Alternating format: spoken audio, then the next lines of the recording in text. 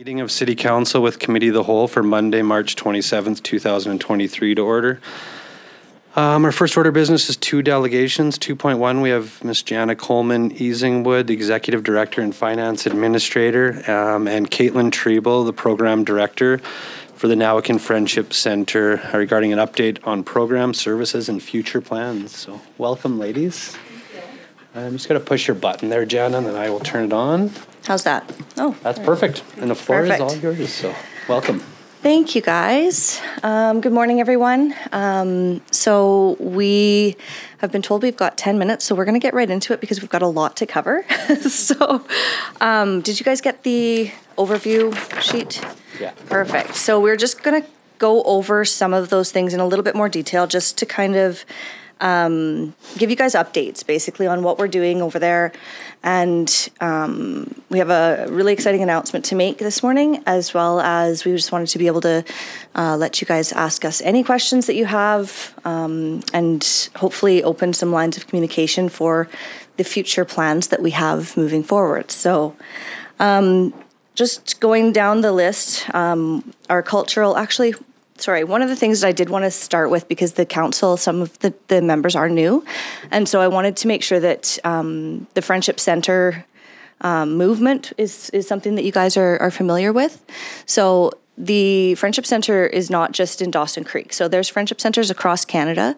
We are a part of the BC Association of Aboriginal Friendship Centers. There's 25 of us in BC.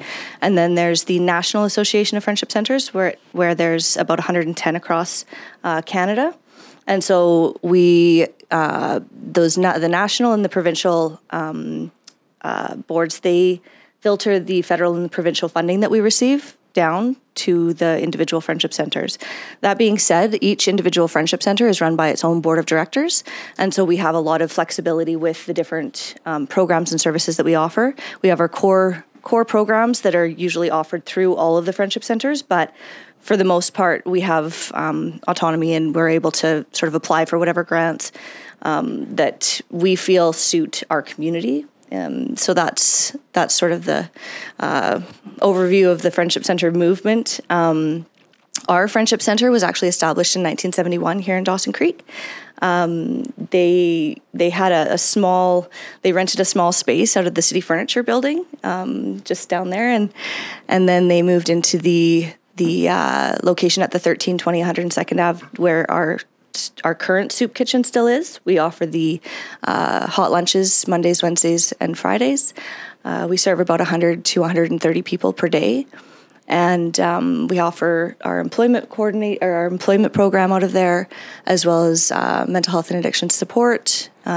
We like to call it our path to wellness. And then we recently, in November 2020, I believe it was, we purchased and moved some of our programming, the youth and cultural and holistic healing programs and the main administration. We moved that over to the Nowickan Bergeron Youth and Cultural Center in the old Bergeron Funeral Home. People always ask and mention when they walk through now, they say, you guys have done so many renovations, but actually there's only been a very small amount of renovations and a whole lot of smudging. So it's we've breathed new life into that building, and we're really proud of that. And then recently, last January in 2021, we opened the temporary emergency homeless shelter at the 1401 102nd Avenue. And we were in partnership with Northern Health, and they ran the OPS. They are running the OPS out of the back portion of that building. And so that, I guess, kind of brings us up to speed. Does anybody have any questions up to now? Okay, perfect. So that was pretty quick. Okay. So our cultural and holistic healing program, we do all sorts. You can see on the graph there that we offer all kinds of different programs through that. The upcoming events that we've got that we're working on right now is our 2S MMIWG walk on May 5th. Our youth council coordinator, Matea Ridley, she's organized the last few years, and so she's actually heading up that event. We're really looking forward to lots of community participation this year again, and especially with the COVID restrictions sort of being not hindering us. We're hoping to have as many people as we can out from the community in support of that. We're also working on Indigenous Week partnerships and planning with CAPAC. And we've got, and with the college and School District 59, we're going to be working together to offer all kinds of things throughout that entire week. So that'll be exciting. We're actually bringing a production into the community called Bear Grease. And so it's a sort of Indigenous perspective on the musical Grease. So that should be really fun. And possibly doing some fundraising activities during that week as well. So keep an eye open on our Facebook page for upcoming events there. Our youth services, this is another big focus for us with having the new youth building. We do have the drop-in center, the youth center, and as well most of our programs that we offer. There's a misconception out there that they're only for Indigenous people, but it's very much for our entire community. Anybody who wants to participate, anybody who needs help, we offer these programs and services to everyone.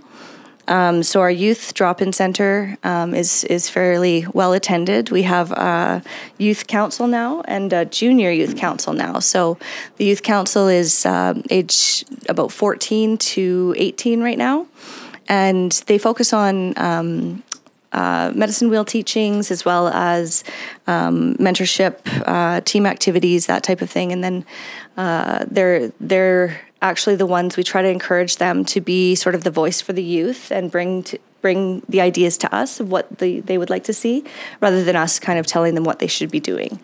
The Junior Youth Council is very well attended. It just started a couple of weeks ago, and we've got, I think, about 10 or 12 members already. And it's great just to hear the little giggles coming from the youth from the youth center, and they do all kinds of different activities as well. And so the youth services, as well as moving into the family wellness services. This is where we have a really exciting announcement this morning. So we've been working with Aboriginal Head Start since last summer. Basically, they had identified us as a community that they would like to work with, a friendship center.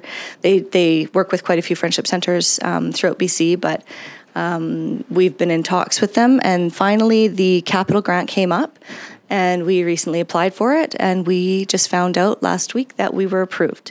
So we now have funding to build a new facility to potentially offer about 12 or 24 new childcare spaces in our community. Wow. So I'm actually going to let Caitlin share a little bit more detail on that, because she was the one that actually put this proposal together the day after she came back from maternity leave. And so I just wanted to give a big shout out to Caitlin. She's our program director, and she's pretty amazing. Thank you. Yes, childcare was top in my head when I was coming back from maternity, and it's very, very true how hard it is in this community to find childcare. So we had one over 3 and 1-year-old, and it's just impossible. And you don't know who you're potentially trusting your children with sometimes, and you have to go with what you feel. So having more spaces in this community is obviously personally important, and just so important across our community. So the Aboriginal Head Start Association of BC, they've been running since the mid-90s and working to build the family wellness side of childcare. So Aboriginal Head Start is really based around the entire family, with the child as the pillar and the thing that is most we want to be most attentive to is how we are raising our children. The program works with the families, the parents, brings in elders, and creates not just a childcare center where you drop off your child, whatever. It's more holistic and developing the entire family. So it's inviting parents in, it's inviting grandparents in, and just bringing a really holistic side to childcare. So our initial capital application was approved with a base budget of $1.2 million, and that was to purchase property, if applicable, build or renovate a space, and that's all of the architectural designs, furnishing, landscaping, playground equipment. Everything is included in that. So that's a huge step. And then the next phase of Aboriginal Head Start, again, we're fully in partnership with them, is to provide the ECE and all of the operations for that space. So this is something that's very much going ahead, and we were put forward by the Elders Advisory Circle with AHS as the top contender in the province this year. So we're very proud of that. I'll just read a little bit about Aboriginal Head Start. I think it's quite beautiful from their article, Restoring Our Spirit with Aboriginal Head Start, focusing very much on reconciliation. So AHS empowers and enables parents to protect and care for their greatest gift, their child. It gives them the opportunity and the parenting skills to guide and advocate for their children. Families can experience their culture and identity, sharing and learning together. Most of all, parents support each other in this village and receive support from teachers, elders, and the community. In Aboriginal Head Start, we honor our elders and welcome them as highly valued members of our village. We feel grateful for their stories and the knowledge they carry. Being connected to the children and other adults fulfills their need to belong to a community. Elders can witness a new experience of childhood in a safe, healthy setting. So it's very much about turning around the intergenerational traumas and bringing that into a safe and constructive space. So we're very, very excited to be bringing that to Dawson Creek. So, thank you. Thanks, Caitlin. So yes, very excited. We're working with Aboriginal Head Start to finalize the plans by the end of June. Looking forward, we are hoping that we already have a location in mind. It's basically right beside our youth center. I've been in talks with the owners of the lots and the little house that sits right next to it, and they are absolutely willing to sell and everything. So we're just going to be going through the processes of all of the permits and everything like that. Just keep an eye out, I guess, for all of those things that'll be coming to, I guess, to your guys' desks. So that's that. Does anybody have any questions? Did you have more that you wanted to go through first, Jenna? Okay, if you want to finish up, then we can do questions. Okay, sounds good.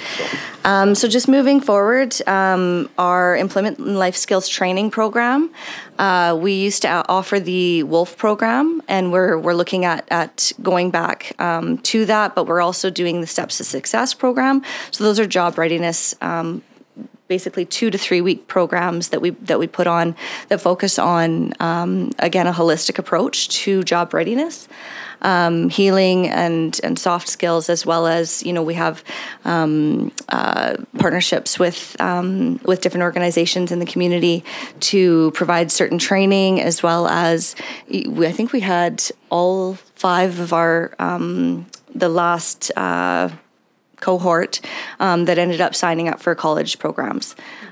So it's really great, just connections with other organizations, as well as providing those skills for the attendees. Our Path to Wellness, Path Forward program.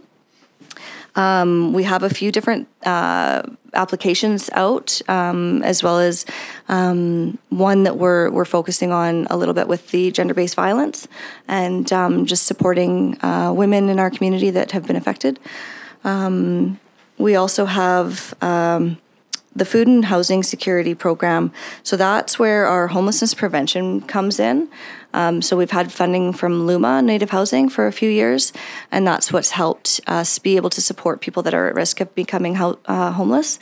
So we're able to help with rental supports, or some of those huge utility bills that we all received. We're able to help some of our community members with those. What we've just recently, we took the BC Housing contract over from Aspen Court, and so we are looking at actually engaging with the community and with with you guys regarding a permanent location for the new shelter. So we do have a 3-year contract with BC Housing, and it's a significant contract, and so we're really looking at doing more of a social services center built in with the community. So all of the programs and services that we offer right now, they'll all be, I mean, we already are offering those, but it'll all be a little bit more central. So we're looking at,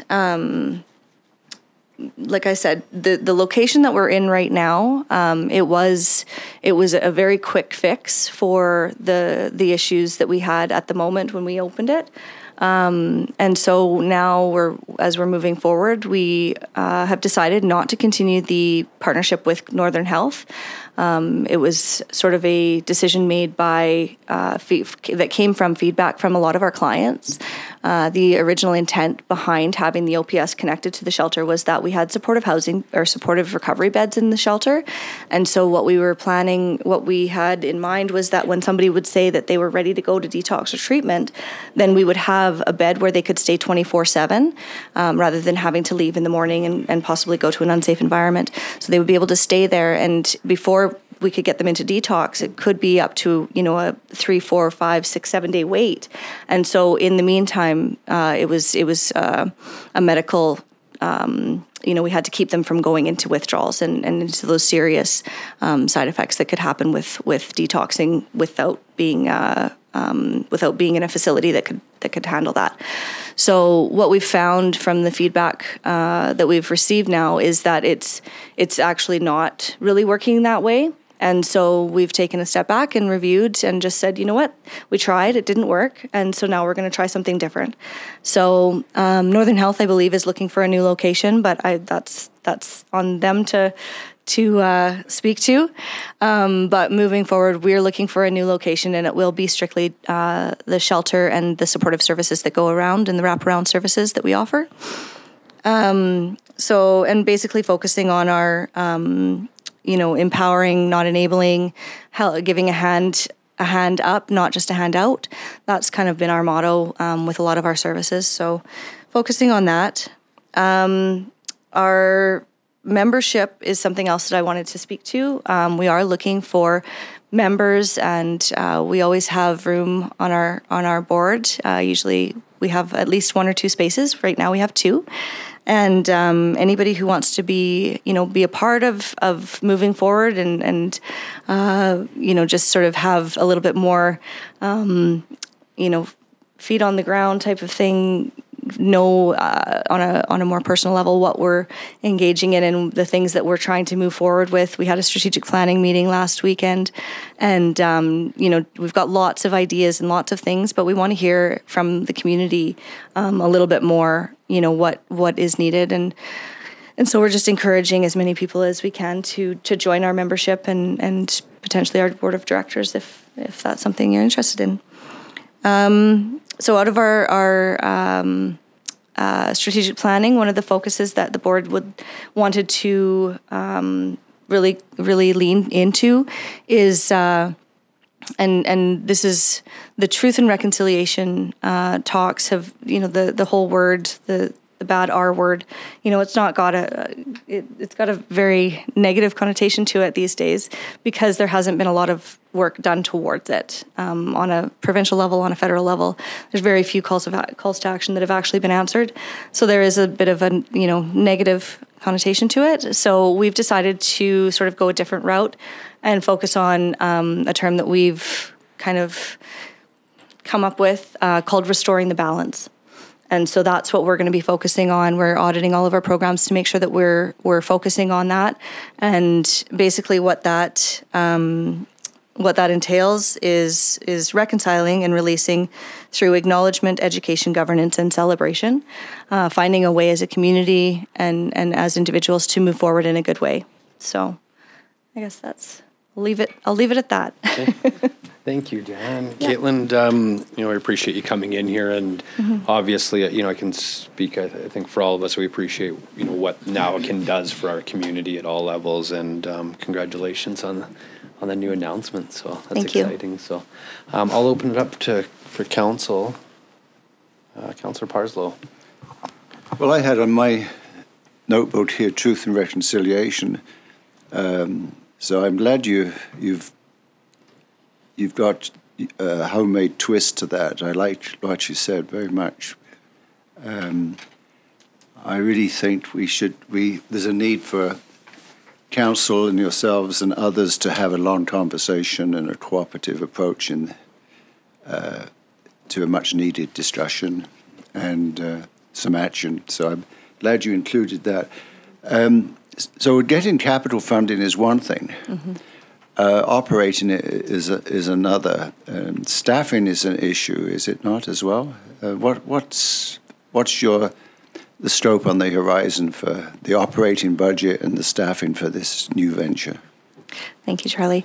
So the Aboriginal Head Start, the reason that we were so excited to partner with them is because they provide that support. So the capital funding is just the beginning, and then there is operational funding that actually comes along with it. So it is fully funded for operations as well. The exciting thing with it happening now is that the college, I believe in 2021, early 2021, had announced that there was 44 new spaces at Northern Lights College for the ECE program, and so now we're coming to the end of that, and we're going to be seeing some graduates that are coming from that program, and so we're going to be knocking on their doors. But yeah, definitely we've got all of those things in mind to work towards as well. Yeah. Thanks, Councillor Parslow. Councillor Earl. Well, maybe I'll do that right there. There we go. Thank you, Your Worship. Good to see you guys. Thank you for coming in and seeing your various programs and services laid out on a spreadsheet is quite impressive. Just one question, one comment, I guess. Aboriginal Head Start, is that a standalone, or does it overlap with any other kind of Head Start initiatives or programs as part of... That's a really good question, actually. I don't know just that. Just because, I know we have like Success by Six and stuff like that. Right. I'm just wondering, as opposed to reinventing the wheel, how much effort can be saved by collaboration. Yeah, so Aboriginal Head Start is a little bit different than Strong Start. Mm-hmm. So Strong Start is the Success by Six and all of that we do have in town. Mm-hmm. Thing with Strong Start is it's a...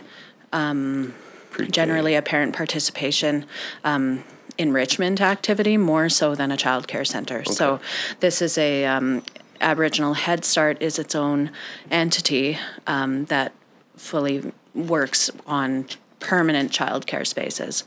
So a little bit different in the verbiage linguistically speaking. However, I've been talking to Charmaine Myers at the CCR&R with Spickers, and we are going to the table with other service providers in the community as we build our plan and everything. And really, the feedback from everybody is, "Oh my God, thank you for having this initiative and working to solve this problem of childcare in our community." So everyone's very excited, and we'll be leaning on each other for as we develop this.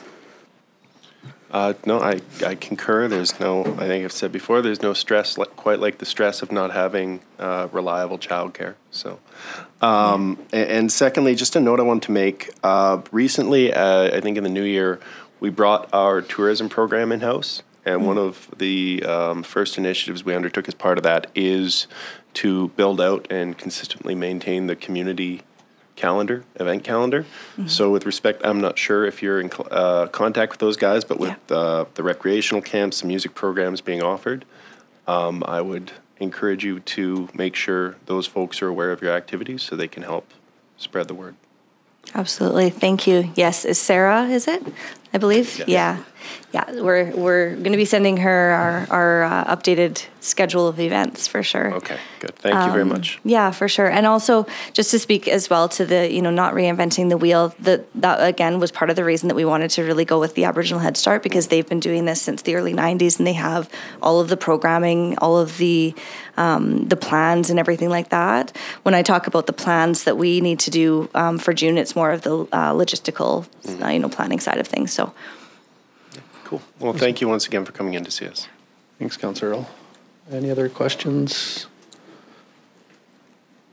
No? I had a couple. One, I wanted to thank you again, Jana, for what Nowickan does. I've had the privilege of having a few tours of the facility, and it's pretty amazing to see, really just all the things that are done there, and the youth part really always hits home with me about, the programs you have in place to help youth and give hope and change. So, I just wanted to thank you and your team, because I know it's not just, one person, and I've met a lot of people that work at Nowickan, and they all share that similar passion about just wanting to do what's right and to help and better things. So it's just nice to see. So thank you and everybody there. I had just a little bit of clarification I wanted, and I know I've had some questions in the community just about what the future of Aspen Courts are, and the homeless shelter. I know, they're extremely vulnerable people that need help and support, and I know currently there's 10 beds, and I know I don't know, I think at the end of the year that's moving, or your leases do them, but is the plan to move that into Aspen Courts, and if so, no. Oh, okay. Yeah, I'll stop you right there. Okay. So Aspen Court was owned by an individual community member, and the previous contract that was held through BC Housing was only for a very small portion of that building. Oh, okay. I'm not sure what the plan is with that building. We don't have any connection to Aspen Court. What we did is BC Housing approached us about taking over the shelter portion of their shelter portion, I guess. And so actually we were able to go through the engineers and get a plan in place. So we were actually able to increase our capacity up to 17 beds already with implementing a fire watch system.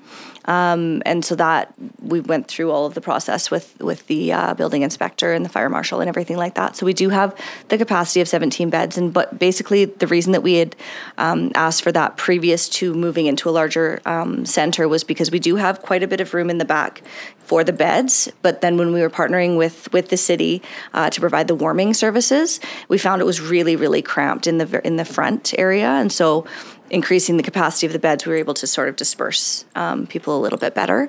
Our lease is up in November of this year for that building, and so we will be looking at a larger, different location by then. So we're hoping that this summer we'll be able to do some, or this spring, summer, do some community engagement, and then also by hopefully before the snow flies type of thing, be into a new building. Yeah. Okay.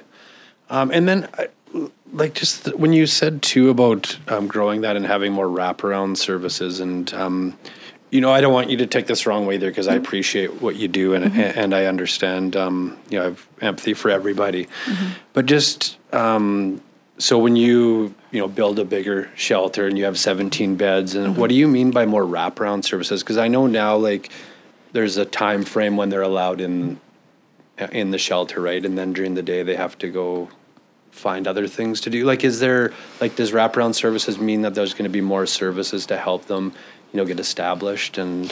Yeah, so it really depends on the client, because some clients are just, say, passing through town and need somewhere to stay for a couple of days. Other clients are more long-term. And so what we require is actually that they're involved in our case management in one way, shape, or form, whether they're trying to find housing, whether they're trying to get involved in a volunteer program or something, or whether they're trying to get employment. And so it's really on a case-by-case basis. As far as the wraparound services, we do already provide them all, but it is spread out. And so what we're hoping is that, like I said, we don't have a lot of space in there. So what we're hoping is for another location that has more office space, so that we can have the clients that are staying. Then they say if they need to have a counseling appointment, or if they need to have, whatever kind of services that they need to access, they can access them within the building. Right now, we actually don't necessarily just kick them out, type, so to speak.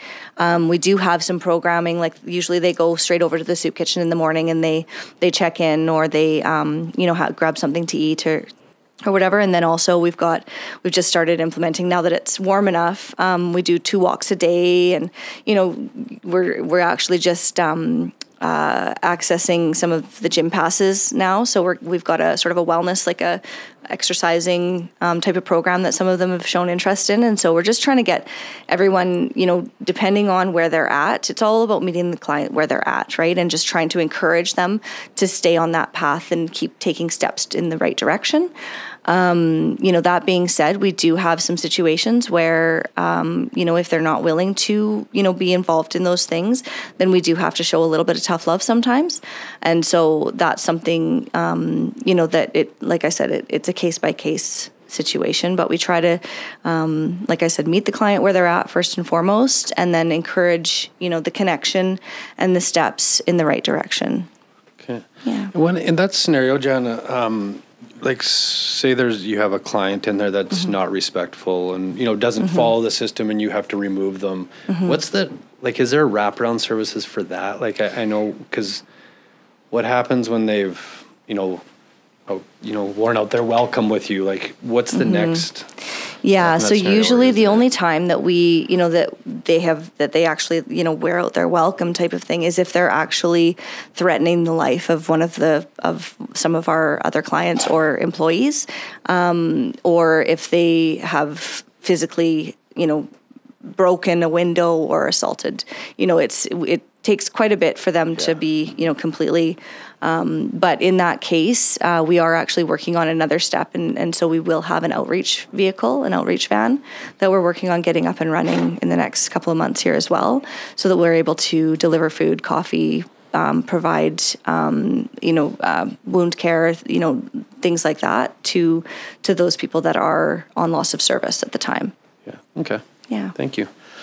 And I don't have any more questions. I just wanted to once again thank you again for coming in and sharing all the good news and what you're doing. And if you could really just to yourself and to the rest of the team, just let them know that a huge thank you, and we appreciate everything. So thank you. Awesome, and thank you. I appreciate listening and everything, and also do really thank you very much for bringing up the team, because it's we've got close to 40 employees now, and each one of them is extremely passionate about the services and the things that they do, and we wouldn't be able to do what we do without all of them. So thank you for recognizing that. Yeah, thank you. You're guys. welcome. Thank you. Thanks, Caitlin. Thanks, Jana. Yeah.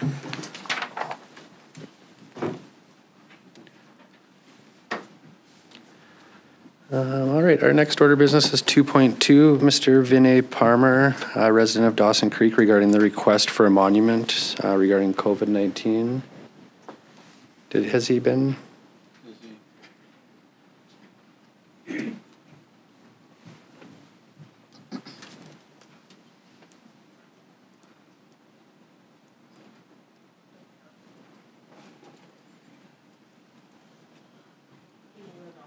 No? Okay.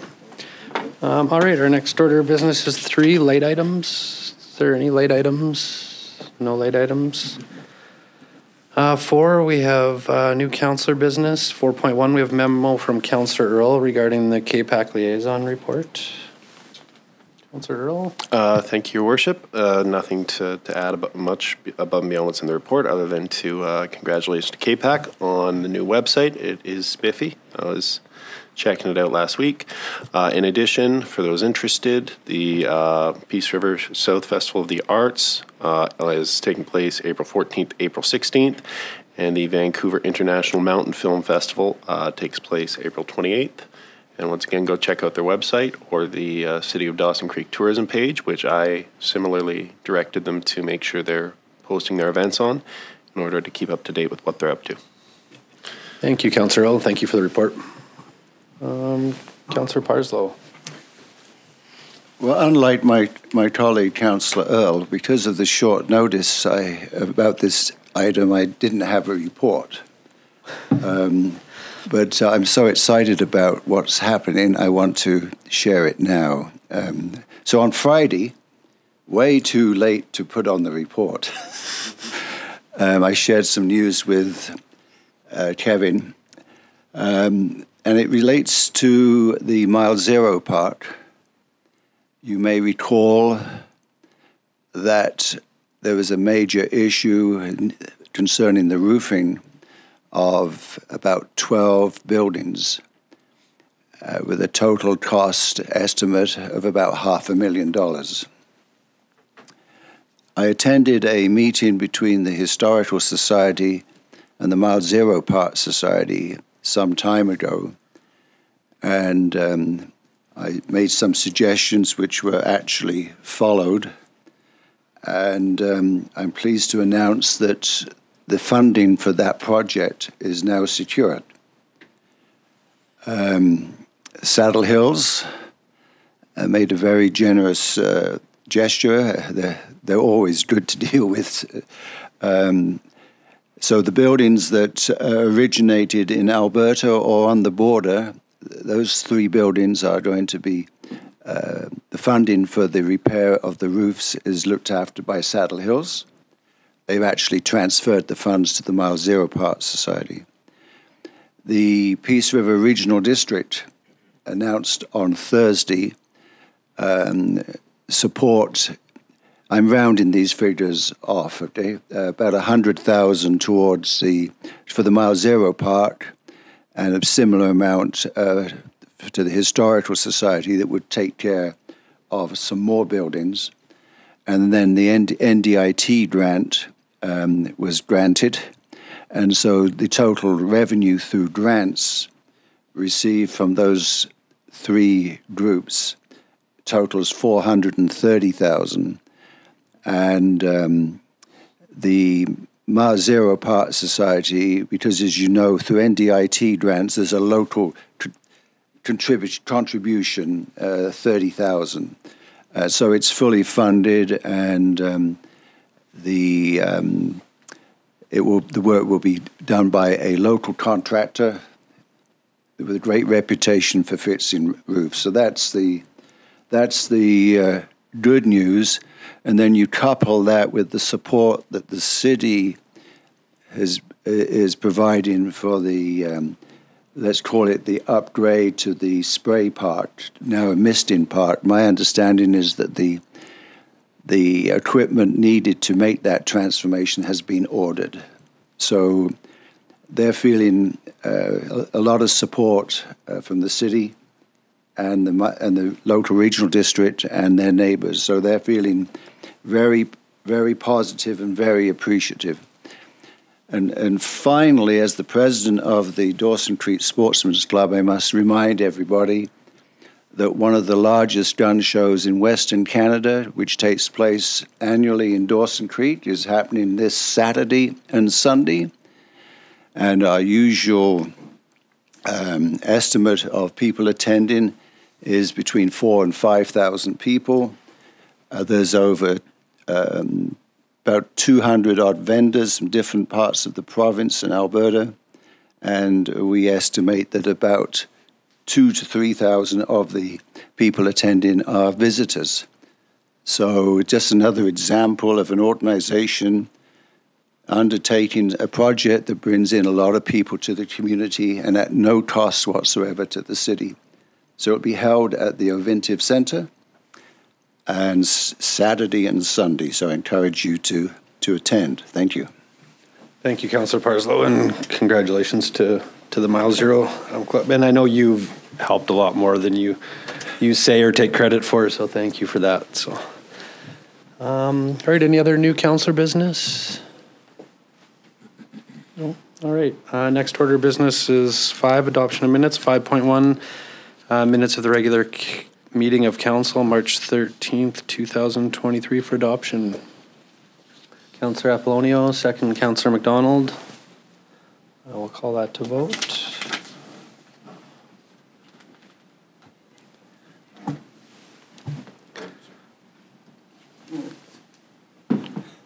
Vote is closed. It's carried. Any business arising? No business arising. 7, correspondence. We have 7.1, letter from Nicole Palfy, Mile Zero Cruisers, regarding the request for support for the 27th annual summer cruise.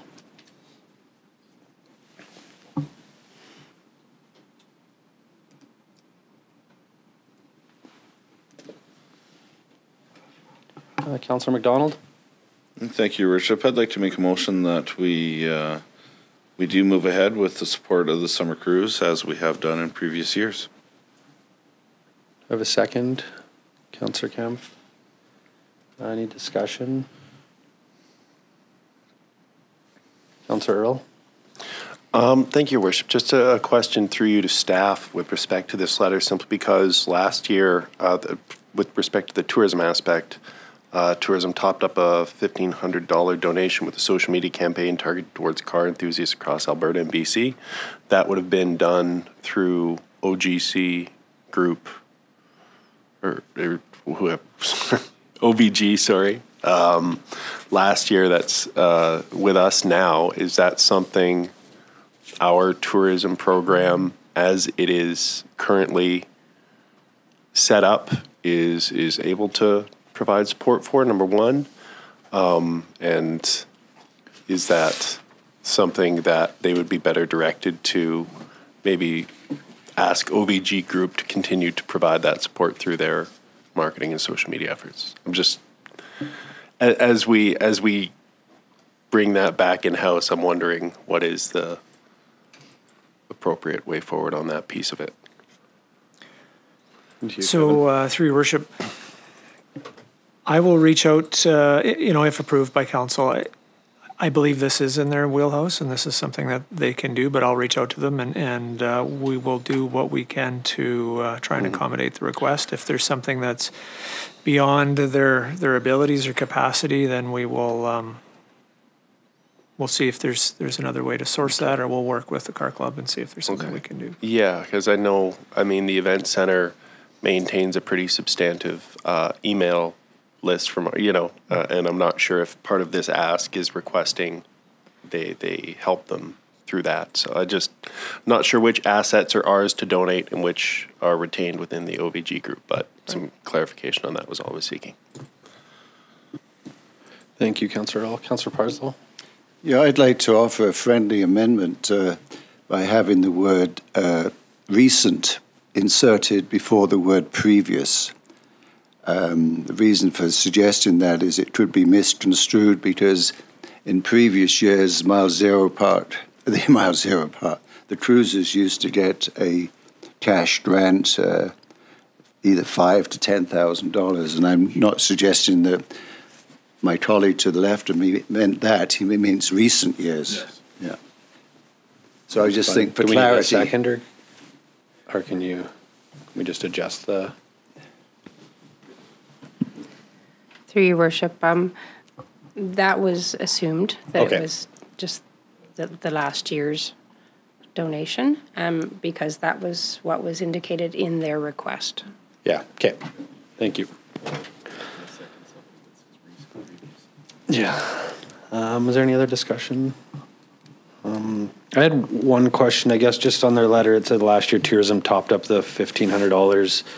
Was that in kind, or was that, because it's kind of a little bit confusing in there, because to me it sounds like it's in kind because it was a donation with a social media campaign. So is that what we're assuming, that $1,500 is in kind from tourism? Through your worship, I'm not clear on that, but I'm assuming it's in kind as well, and that's how we would view it and proceed. Okay. Okay. If there's no other discussion, I'll call this motion to vote.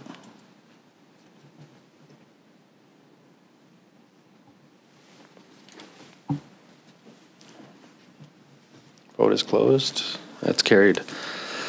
Next, 7.2, we have a letter from Judy Eagles, Principal, Dawson Creek Secondary School, regarding a request to host the 2023 graduation ceremony, dry grad, and prom in the Ovintiv Center. Councillor Parslow? I move that we grant the requests as cited in this letter from Dawson Creek Secondary School. Do I have a second? Councillor McDonald, any discussion? Well, it's one of the major events in the community, and it's been successfully held there before, and we've always waived the expense. So we're just carrying on, not doing anything new here. Thank you. All right, if there's no other discussion, I'll call that question to vote.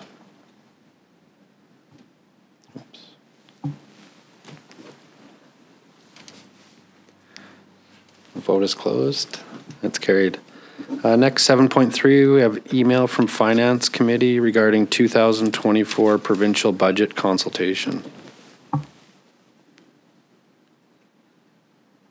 Councillor Parslow. Oh. Councillor Parslow. Move that we receive this for information. Do I have a second? Councillor McDonald. Is there any comments around receiving this for information? Councillor Earl. I mean, I guess it's in a few days, so putting together a delegation to go present might be a bit of a heavy lift, but I do think it's worthwhile for municipal governments to provide feedback. I know I've done it previously when I was in a different role as the president of the chamber. I presented to this committee, and I think there are some important outstanding issues that we need to speak to, namely, just off the top of my head, since the legalization of marijuana, there was a promise in that revenue some of that revenue would find its way to municipalities. That hasn't happened, and that's been 4 or 5 years in the making. Moreover, in the provincial government, as a resource-based economy, without getting too partisan, because I don't know that would necessarily help in this situation, there isn't much in the provincial government's budget that suggests they have a vision for developing resource-based economies and the associated infrastructure that goes along with it. So it might be a little too late in the game to send a delegation, but I think for future years it's important to maybe get something ready to go for that. Thank you, Councillor Earl.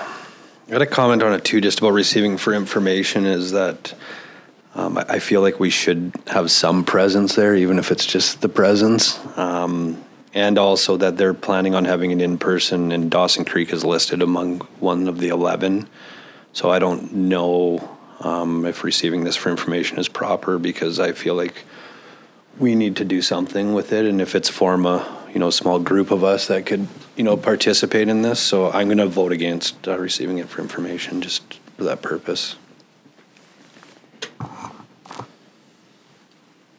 Any other discussion? No? All right, I will call this motion to vote.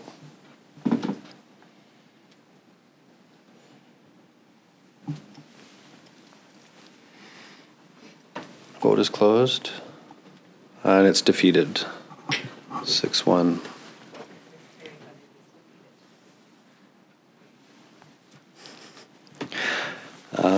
Councillor Earl. I'll move that the mayor or someone he delegates to do so be present at the meeting and present or speak on behalf of the city of Dawson Creek. Do I have a second? Councillor McDonald?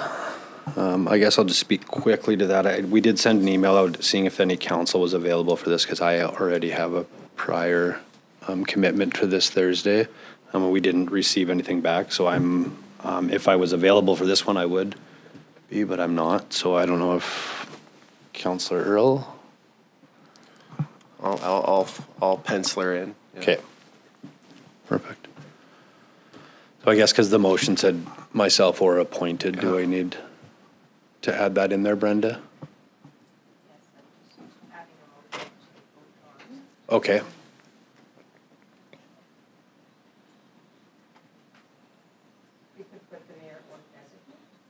Okay. Mm-hmm. Yeah. And then do we need to name that Councillor Earl will be the designate? Anybody want to come with? So Kevin, through your did you worship, the deadline to notify that we're going to have people at consultation is this Thursday. The actual consultation is not until May or June. Okay. Whew. So this is just, all we would need to do by Thursday is to notify them and put in a request form. Oh, okay. And then they will notify or reach out to us in April. And then the actual consultation has yet to be set, but it's in May or June. Okay. Good times.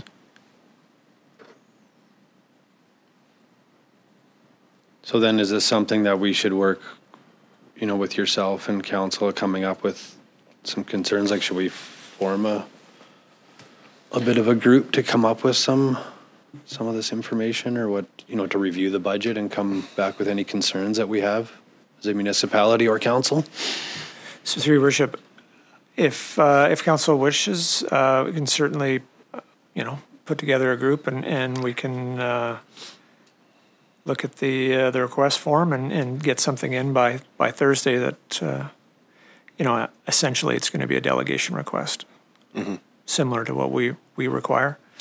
And just something to hold your spot, then they will reach out to you. And Okay, so we don't have to have any meat on the bone by this Thursday. We can simply say, hold us a spot for a presentation, and then subsequent to that, we can do a once-over of the budget and kind of, if anybody has any pressing issues they'd like highlighted in a presentation, they can let the rest of council know. Yeah, through your worship, what it appears to be is just an indication of interest by this Thursday. Okay. Okay. Sorry about the confusion on my part a little bit there, so thank you. Councillor Parsley? Yeah, so my advice is don't spend too much energy on this. From former cabinet ministers, I know how much attention is given to these things. But certainly whatever is presented should be approved by council. Yeah. Thank you. Okay, thank you.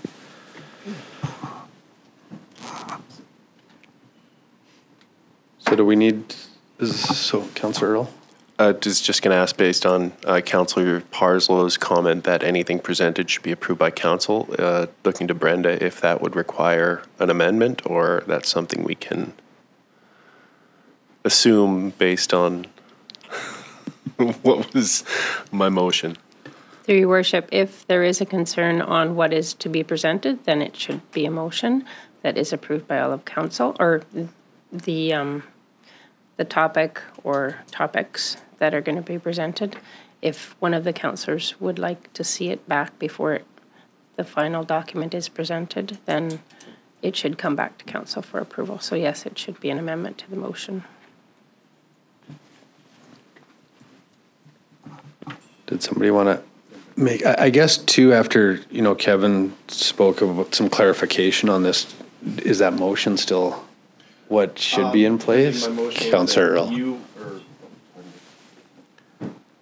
Pardon me. I think the motion was that the mayor or designate attend on behalf of the city of Dawson Creek.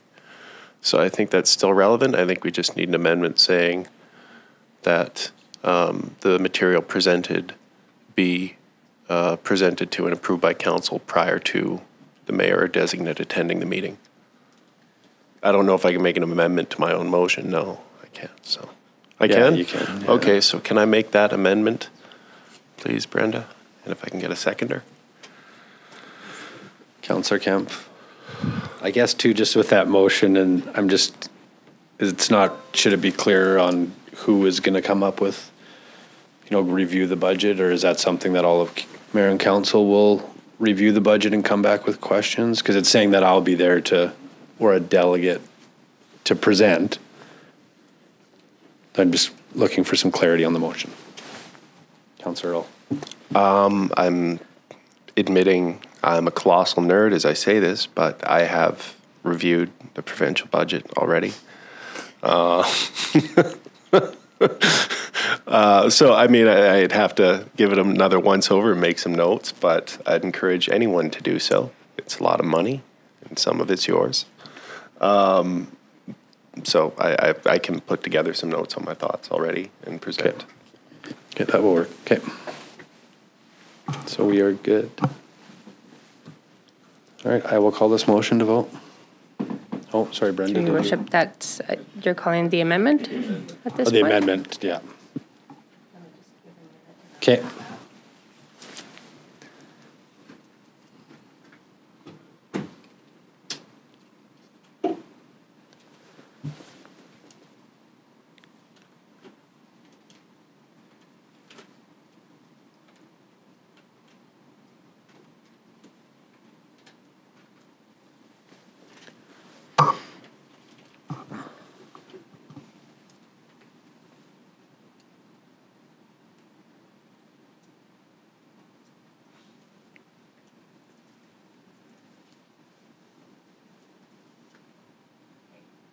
All right, so I will call the amendment to vote.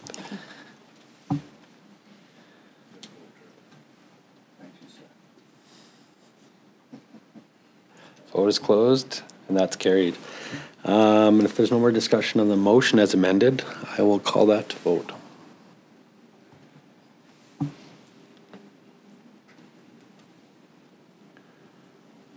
Vote is closed, and that's carried 6-1. Councillor Parslow was against. Next order of business is 7.4. We have a letter from Fred Fedema, Vice President, South Peace Hospice Palliative Care Society, regarding the request for donation to the nonprofit.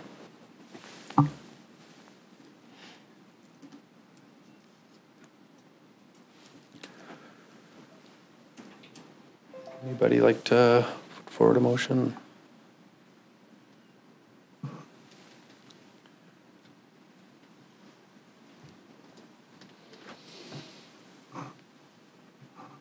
Councillor Parslow?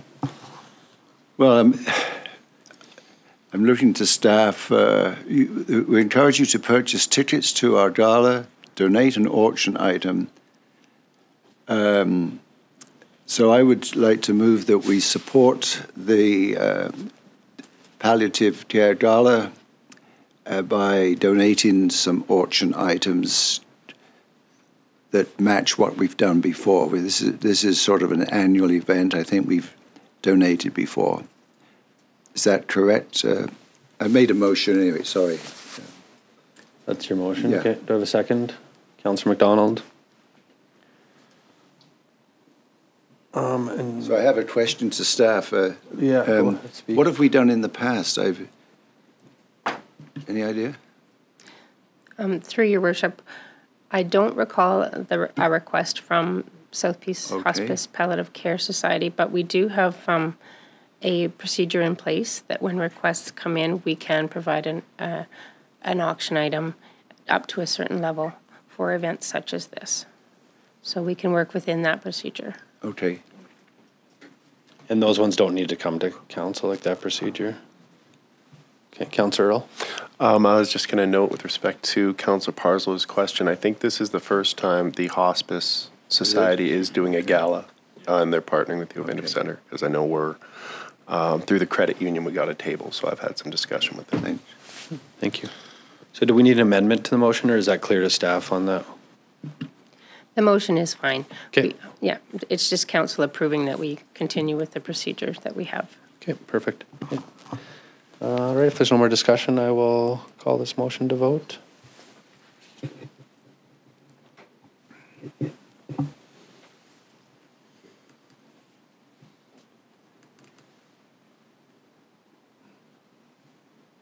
Vote is closed. That's carried. Next, 7.5, we have a letter from Ross Harcourt, Lobster Fest Committee, South Peace Oilmen's Association, regarding request for donation.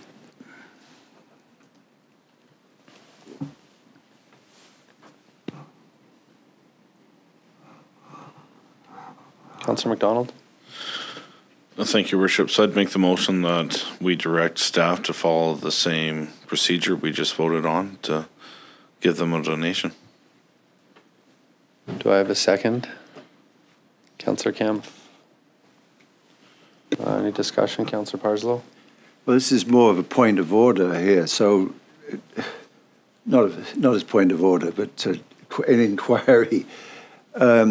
Our corporate office has just referenced some policy. So, really, my understanding of that, based on a previous meeting, is that staff is authorized to deal with these issues. Is that correct or incorrect? Through your worship, we do have some city swag that we do provide to certain organizations that approach the city. This is different. The Lobster Fest last year, it was a donation of a family swim pass of up to $200. So that does need council approval. Okay.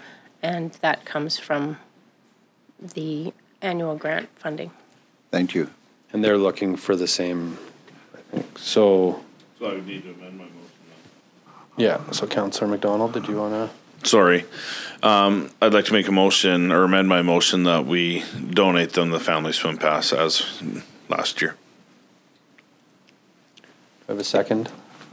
Councillor Kemp. Discussion on that, Councillor Parslow?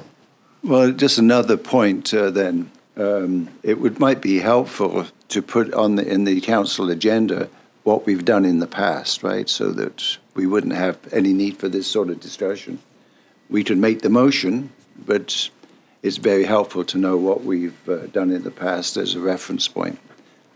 I don't think that's too much just as a comment on the agenda. Yeah, and maybe something that I could ask before, after I read this, to ask before we come up with a motion, so I can do a better job of that too, so. Okay, any other discussion on that motion? I will call this motion to vote.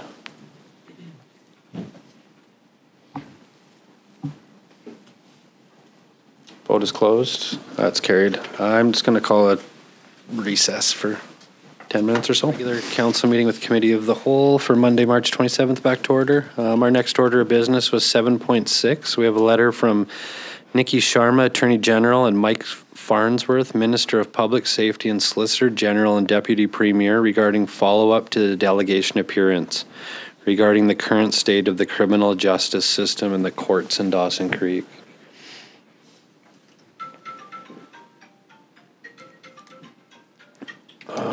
I don't know, like, before there is a motion, I don't know. Oh, Councillor Parslow, did you?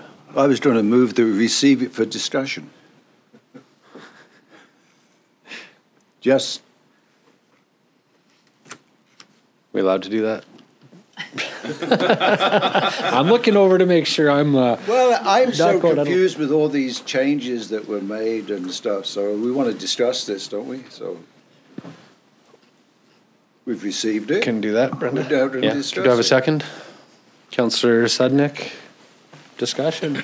So, unlike my colleague, Councillor Earl, I have not read the provincial budget document. I have no intention of doing so. But in this letter, he makes references is made to it. But my big concern with the government's action is they tie repeat offenders and violence. So if it's a crime with a gun or somebody gets assaulted, then it seems that whatever they're doing, if it has those elements, they're going to amend the justice system or whatever in that regard. And to me, that's fine, but it's not enough. I think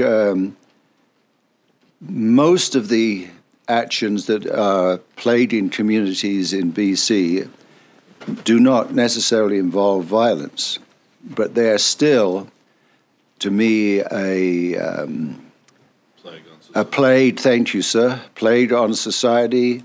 They are invading people's property. And I think I'm not satisfied. I support harsher treatment for violence, but I think that just allowing this roundabout of, you get picked up, you get released, et cetera, is not good enough. And so in that regard, I would want to see if council concurs with that sentiment, and then we communicate that on behalf of the community. Thank you. I agree. Thank you, Councillor Parslow. Councillor Earl? So I will I agree with Councillor Parslow. I think obviously person crimes always take priority, and that's should be our first priority. But I'd also note the nature of escalating criminal behavior, which is to say, somebody was, when you let the little things slide, the big things become inevitable. And I think in focusing solely on violent offenses,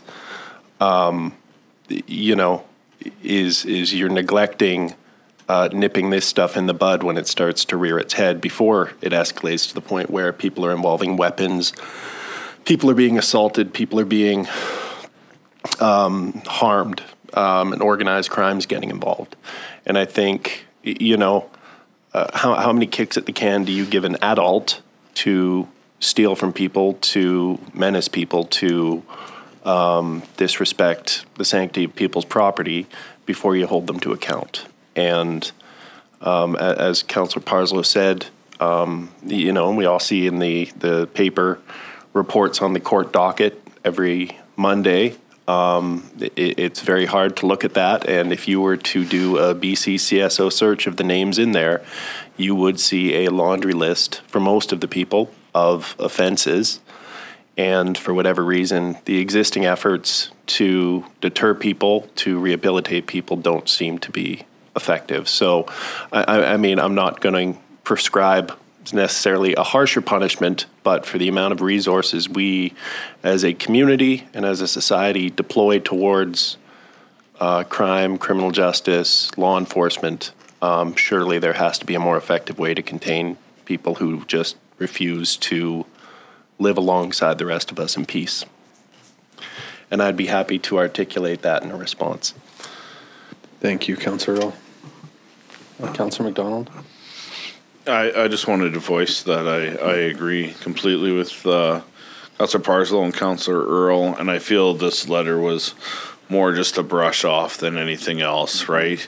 Advising us to do the steps we've already done and moving backwards. And I know this is going to come up in Mayor's business, but I think we need to respond to this and keep the dialogue open. And I think we need to engage our neighbors, whether it's neighboring communities, the regional district, and we need to have a louder combined voice for our region. And I think we could spearhead that, and we need to get louder and shout louder. And it is a plague on our society, and it is unacceptable. And we need them to respond to us more than just a 10-minute video session with us for good media spots and a worth nothing letter back to us.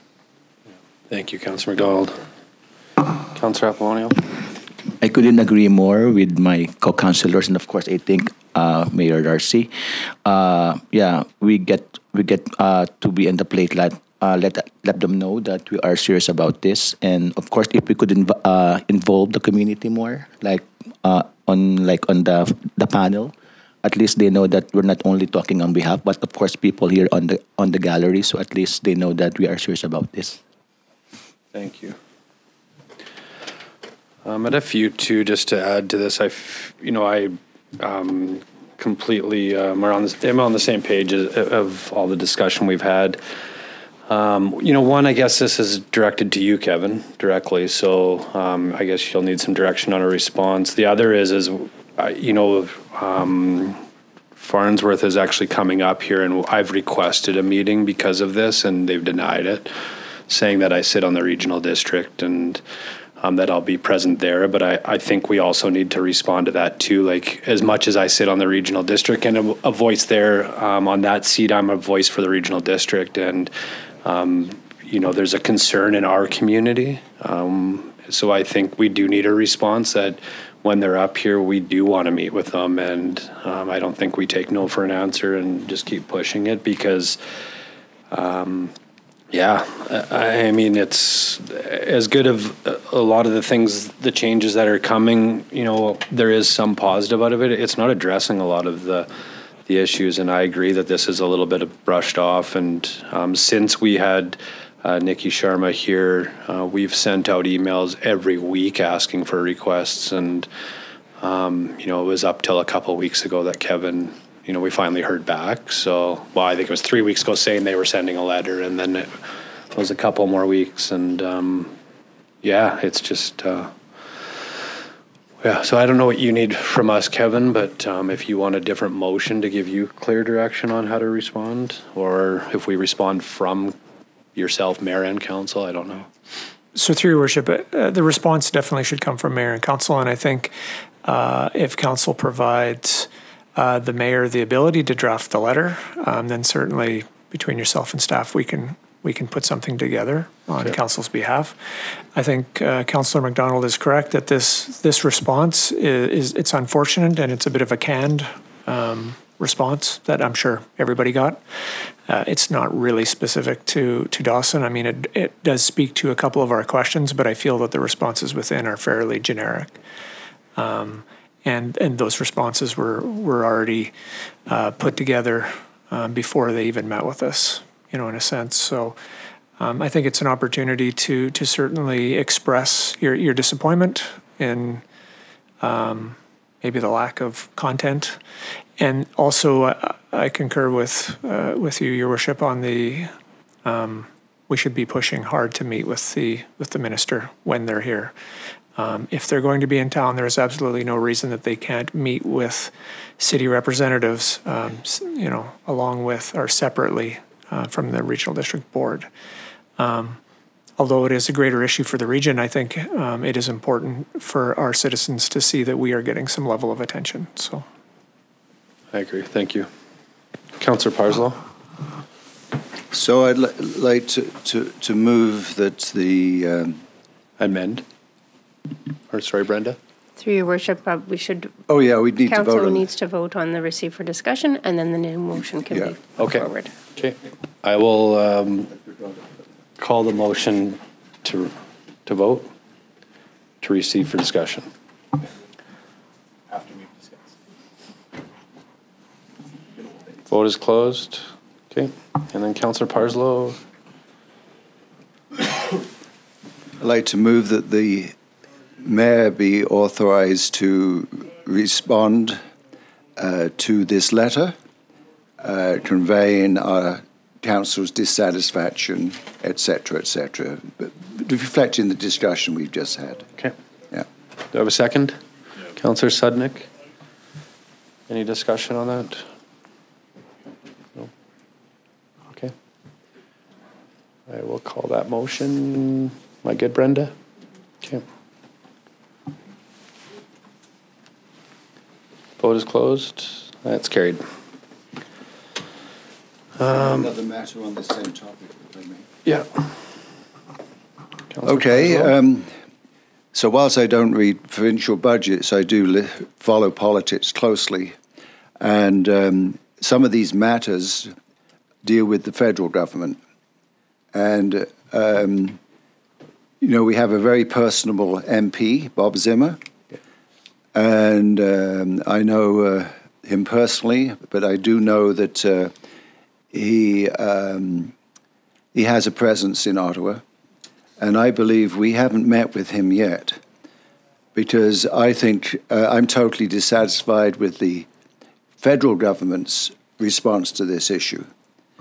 How they're responding is saying that they will amend the judicial framework that we operate with to deal with violent crime.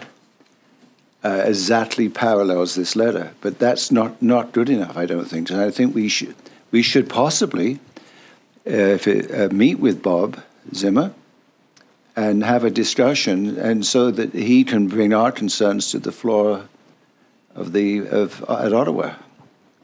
So I just would wonder if you'd need a motion on that, but I think in your good office you could request a meeting with him. Yeah, I guess. Well, a couple things. One, under mayor's business, my memo is to Bob Zimmer as well. But I do have a meeting with him in the next couple of weeks, and I've already met with him in regards to this. Yeah, so he's he's fairly up to speed on all the things that have been going on. So yeah, thank you. You're welcome. I don't know, but that being said, is there any benefit to another motion, or should we? I guess we'll leave it as this for now. So, what about just copying Bob Zimmer the letter we send to Farnworth? The response letter. Okay. Do you want to make a motion to that? I'd move that the letter that's going to be drafted for Minister Farnsworth be copied to MP Bob Zimmer. Okay. Have a second? Councillor McDonald. And I MLA. Yeah, MLA and MLA MP. and MP. Yeah. Any discussion?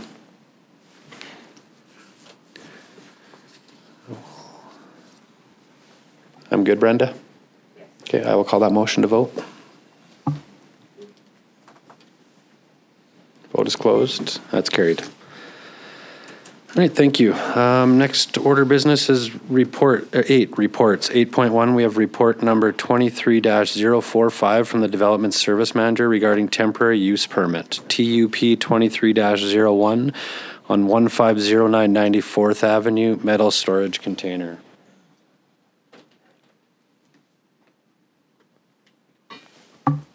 Councillor McDonald.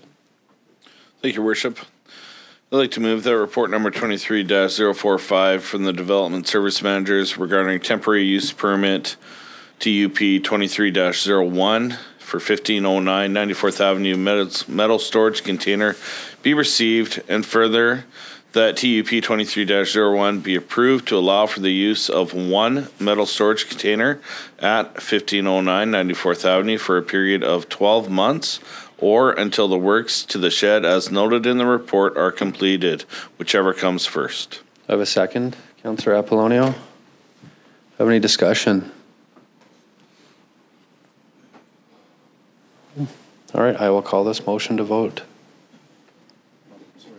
Oh, Councillor Earl. I know we've tightened up procedures around here as of late, but I do think we have some people in the gallery who are, I don't know if it's on this particular item, but I just want to ask, are we still allowing people to speak to that if they request, or is that something they need to request in advance? And Through your worship, if there is a person in the gallery that wishes to speak, they would make that known, and then there would be a motion required of council to approve them as a late delegation. okay, thank you. And it must be unanimous. Yeah. Oh, sorry, did you want to speak? Okay, so just before that, I guess I'll need, so do I leave this motion open and then call another motion? Okay, so we'll need a motion to allow someone from the gallery to speak. Okay. Somebody want to make that motion? Councillor Earl, second. Sorry, your name, sir? Wayne Forche. Wayne Forche, I'll move that Wayne be allowed to present on this item to council. Second, Councillor Kempf, and then it needs to be unanimous, right, Brenda? Yeah. Okay. I'll call this motion to vote when Brenda's ready for me.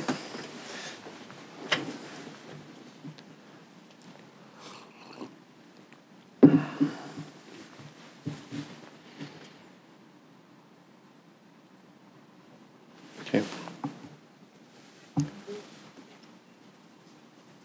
Vote is closed, and it's carried. So Wayne, you're welcome to just go have a seat at the delegation there, and then if you just push the button on the mic, I'll turn it on. And then, yeah, you can just have a couple minutes to... There you go. Welcome, Wayne, and it's all yours, so... Thank you, Your Worship, City Council, for allowing me to attend your meeting. I'm learning a lot, but stepping forward to what the issue is here, I submitted a proposal regarding my plans for the C-can that is temporarily placed in my driveway in front of my shop. It's not so much as an eyesore. It is a new C-can. It has no graffiti, no rust on it. It's brand new. I placed it in front of my shop so that I could do the exterior work that I was planning to do on my home. I submitted a proposal to the office here regarding all the things that I have done already, such as new furnace, new hot water tank, new roof, softening, new electrical, and everything's been complied with and had permits and everything was, done accordingly. The next phase of my projects that I have planned are outside of the home. I plan to do the fence, which I had surveyed last summer. I plan to do the fence, my deck, and the siding of the home. And once that's, I also have completed the doors and windows on my home, which is a phenomenal cost. I'm disabled. I'm medically disabled. I can no longer work. So everything that I do is planned during the summer months where I'm able to go outside and functionally do a little bit each day. I'm trying to utilize contractors when available to complete each project. Now, I'm asking for a 2-year permit simply because, as suggested by the city here, the official here, the ground disturbance for my fence posts and the deck has to be done by a contractor. I cannot run heavy equipment to drill out and do the excavation work required during this month. The ground is frozen, the snow is still on the ground, and it's very difficult for anyone to get in there and do the work as required. So if I had the 1-year permit, I'd be stressed to get all the fence done and the deck done simultaneously during this summer months. And I simply can't afford a $60,000, $50,000, and I've had quotes for a deck, and then another $30,000 for a vinyl fence to be put in professionally. The cost in doing that is too extravagant for me. I'm budgeting myself. I'm on a fixed income, and I require, a certain part every year that I can dedicate my funds into upgrading my home. And it's very difficult for me to simply come up with that type of a cash loan to do that. I'd have to take a mortgage out, or I'd have to take a loan out. For me, it's just about impossible. Like I said, I'm on a fixed income, and I'm saving to do what I can each summer. This summer alone, I plan to do the deck, and then the following summer, the following year, I plan to do the fence property and siding and whatnot. To tie everything in financially and do everything in a 1-year period, for me, it's going to be very, very difficult. I won't be able to do that. All my equipment, materials, my tools are in the CCAN today. I've gutted my shop out. I've ripped everything out. I got to do the roof, the vinyl siding, the Gyprock insulation, and have it ready to put all my tools back into the shop. In order to do that, I have to step up and really do all my excavation work and everything like that. Now, also keep in mind, when I do the fence in the following year, the CCAN has to be removed. I can't get the equipment in to drill the holes unless I go onto my neighbor's property, which they won't allow, of course. So in order to do that, the CCAN will be removed. It's not a permanent fixture. I will remove it, and I've been a resident of Dawson Creek for 3 generations. My family's been here. I live here. My mother lives here. My family lives here. And I've been a dedicated citizen of Dawson Creek. And the permit that I'm requesting is a permit that is granted for only 2 years. That's the maximum. And in doing so, that's what I anticipated on doing. I paid the what do you call, all the fees associated with having it on my lot. And it's in my driveway. I have a paved driveway. It's on my driveway. It's not in my lawn. It's not in front of my house. It's in front of my shop beside my house. And it's not in a location where people see it as they notice that it's there. They have to actually drive up the street, look down my driveway to see it.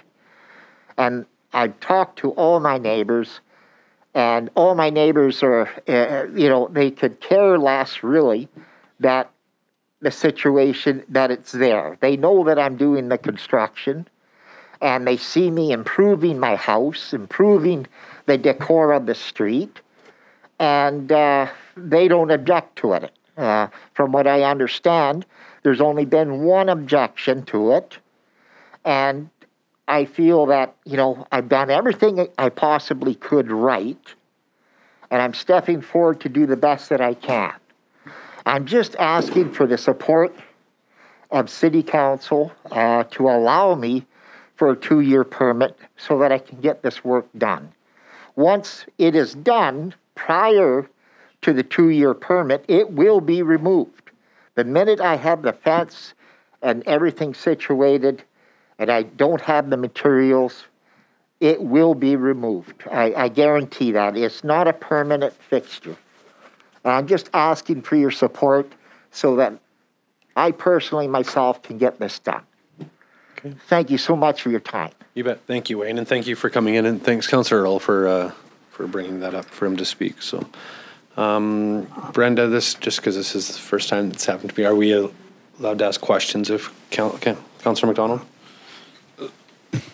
Sorry, sir, just for clarification, you said before you could do your fence, you would have to move the CCAN anyways? Yes, sir. It's the one portion of the fence that is in front of the shop.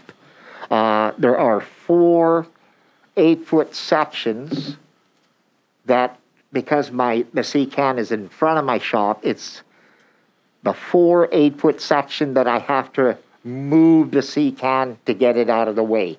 But that's the finished aspect of the job. Once that line of fencing has been completed, the holes will be poured. They're concrete. The fence posts are going in, and then the rest is done in just a matter of 24 hours. As soon as the concrete sets, then the rest of the fence can be installed. But at that time, the CCAN will be removed. Like I said, it'll be the second summer of the... In 2024. Correct. Like, right. From what I understand, if I apply for a 2-year permit, I have this summer and the following summer. By the fall of that year, the CCAN will be removed. I won't be waiting till March to the end of the permit allowance to have it removed. It'll be gone before then. But I do desperately need the 2 summer months, or 2 summer seasons rather, so that I can complete the work. I simply can't do it all in one summer. So is it plausible then, I look to Mr. Henderson then, instead of a 12 or a 24th, can we go to an 18-month to ensure that by September 1st or October 1st, said CCAN is removed? So through your worship, yes, that's possible. Very plausible. I would certainly appreciate that as well. I mean, anything to get me up to the second season in the fall so that I can have everything done. That to me is really important. I've stressed it already. I've tried to get a hold of a few contractors to see if anything can be done now to drill holes. And they said, no, of course not. They can't. No. Yeah. It can't be done because you're going to be ripping apart, and you can't do the ground disturbance or the labeling for the gas lines and whatnot, the water lines. It has to be done in the summer month. Like you have to wait till the thaw. It's Correct. just, we all live up here. We all know it, right? So am I able to amend my motion then? I'll just see if there's any more questions. Oh, okay, first, sorry. And then we'll go back to the motion. I don't know is there any other more discussion? No? Okay. Thanks, Wayne, and thank you for, Councillor I don't Parslow. have a question of the delegate, so I have a question of staff. But Okay, I so was just, it's fine. yeah, I will go. So thanks for speaking, Wayne, and, thanks also for, Thank you the very much, improvements you're Council. doing on your property and making Dawson a nicer place, so thank you. All right, so back to the motion, Councillor McDonald or Parslow? Councillor Parslow? Okay, so I'm curious, why was the recommendation made as presented by staff? So through your worship, the request was for 2 years, as you've heard from Mr. Forche. We went through our process, the TUP process, notification. We received some concerns back. Staff felt like 1 year was a fair amount of time. That's why we recommended it. So in staff's discussion with our previous speaker, you decided not to accommodate him because you felt it could be done in 1 year? What is the reason? Yeah, so through your worship, that is the decision that we made and that the recommendation we put forward. We thought that was fair and adequate. And Bill, do you have anything else you want to add to that? Sorry. Hi, Bill. So with the temporary use permit, through your worship, we're looking at balancing the needs of the proponent and the neighborhood. So we do the referral process, and we had a few negative comments. One of them was on the aesthetics, with the metal sea can being on the property for 2 years. The proponent did submit a schedule. So for 2023, getting the shed reshingled, sided, and all the work with the shed would be done, as well as the decks, leaving just rebuilding the fence for next year. So in response to some of the negative comments, staff thought it was feasible in best interests of both parties to allow a 12-month temporary use permit. I guess one question, Bill, just so say we, approve the 12 months and it came to that point, once that permit's approved, can it be extended, or is now the only opportunity to extend it? Yeah, through your, correct, you can do one extension through the Local Government Act and temporary use permits. So the proponent could make a request To extend it and that would be the same as if it was for the original 24 months, it could be extended. Correct, yeah. So if, say, for example, council was to make an amendment to change this to 18 months, obviously we respect your opinion and your recommendation. I guess concerns, without getting, I guess you can't get into what the comments were about it, but if it was extended to 18 months, what liabilities or concerns do you see from the city's point of view? It's more from concerns of the residents in that referral period, right? We don't allow metal storage containers in residential neighborhoods unless there's an open building permit, unless they're moving, or if there's unpermitted, work that requires no permit, you're allowed 90 days. So the proponents already had the 90 days and that's lapsed. So we're going into another period, right? So we did get comment from folks in the neighborhood. So we're, kind of adjusting and taking into consideration their requests and their concerns, right? Trying to find that balance for the proponent and the neighbor. And it's ultimately up to council as to what you see fit. If you want to amend it to September or 2 years, it's completely up to council. Staff's recommending the 1 year. Okay, and how long has it been sitting there already? I believe November, late November. So, okay. Thank you. Councillor Earl.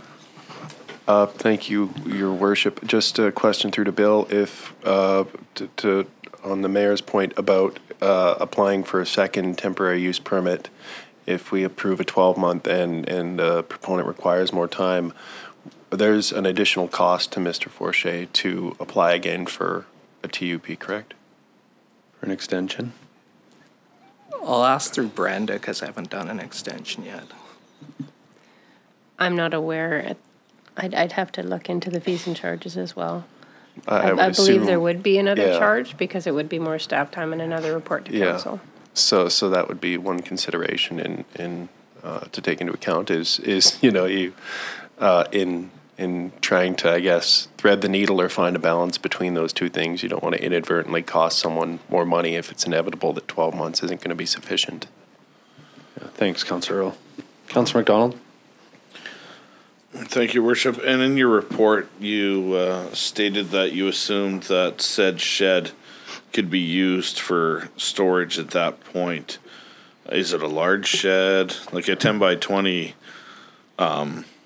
storage container is extremely secure. It's watertight. It's 200 square feet, you know, of storage space. Is said shed of equivalent size, or do we know? Through your worship, it's smaller, but you'd be able to store tools in the shed. So Right, but not necessarily materials. Possibly To keep not all them of out of weather for a winter period, right? Of sun damage, etc. Correct, if you were ordering them well ahead of time. Right. Okay. If council would permit it, I'd like to amend my motion. Yeah. I'd like to amend my motion to offer an 18-month period, finishing on October 1st, to have the said metal container removed by October 1st of 2024. You have a second, Councillor Kemp. Any discussion on the amendment? No? Okay, I will call, once Brenda's ready, I will call the amendment to vote.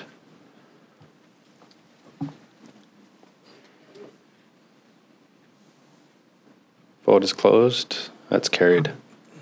Is there any discussion on the original motion as amended?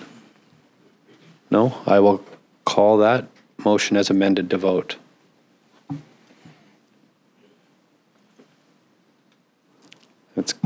Vote is closed. That's carried. Thank you. Thank you, Wynn. And thanks, Bill. Next, we have 8.2, report number 23-046 from the Development Service Manager regards the development variance permit 23-02 on 1500 104th Avenue.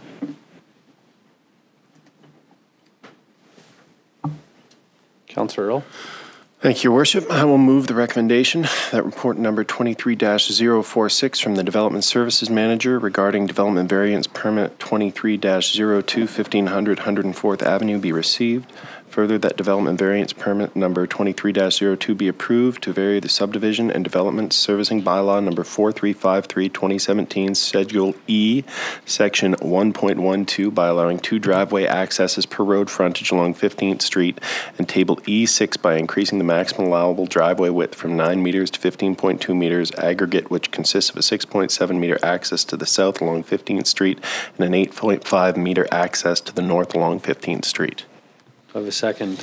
Councillor Apollonio, discussion.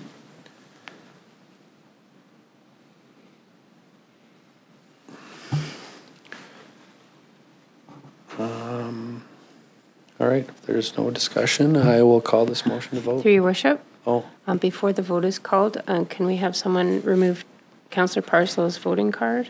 oh, okay. My pleasure.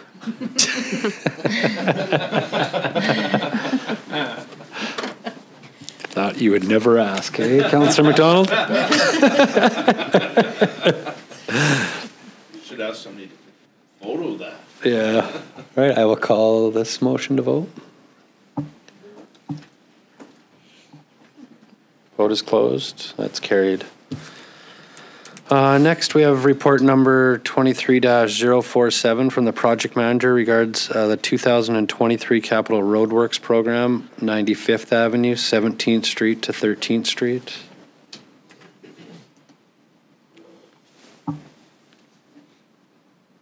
Councillor McDonald? Thank Thank you, Worship. I'd like to move that report number 23-047 from the Capital Projects Manager regarding 2023 Capital Roadworks Program, 95th Avenue, 17th Street to 13th Street, be received. And further, that Council award the 2023 Capital Roadworks Program, 95th Avenue from 17th Street to 13th Street to Swamp Donkey Oilfield Incorporated for the tendered price of $3,807,921.82 plus applicable taxes. Do I have a second? Councillor Sudnick. Discussion?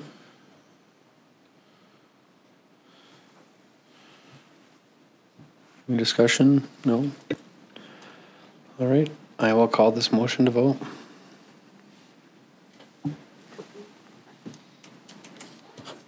Vote is closed. It's carried. Next order of business is 9 bylaws. 9.1, we have report number, never mind, 8.4, report number, I was getting ahead of myself there. 8.4, report number 23-050 from the Deputy Corporate Officer regards to the South Peace Mile Zero Park Society directors.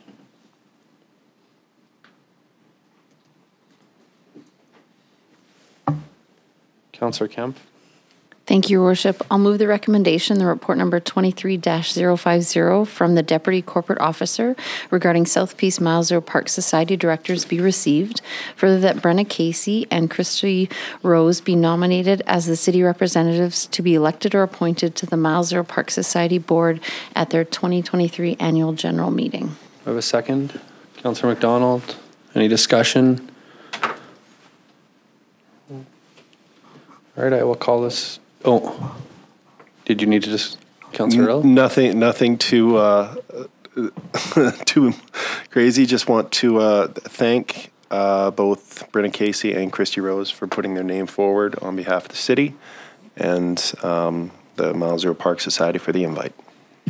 Thank you, Councillor Earl. Councillor Parzo, did you put your card back in? Yes, sir. Okay. Okay, I will call that motion to vote. Vote is closed, and it's carried. Now, our next order of business is 9 bylaws. We have 9.1, report number 23-044 from the Chief Financial Officer regarding the 2023-2027 Financial Plan Bylaw number 4552, 2023 for consideration of the first 3 readings.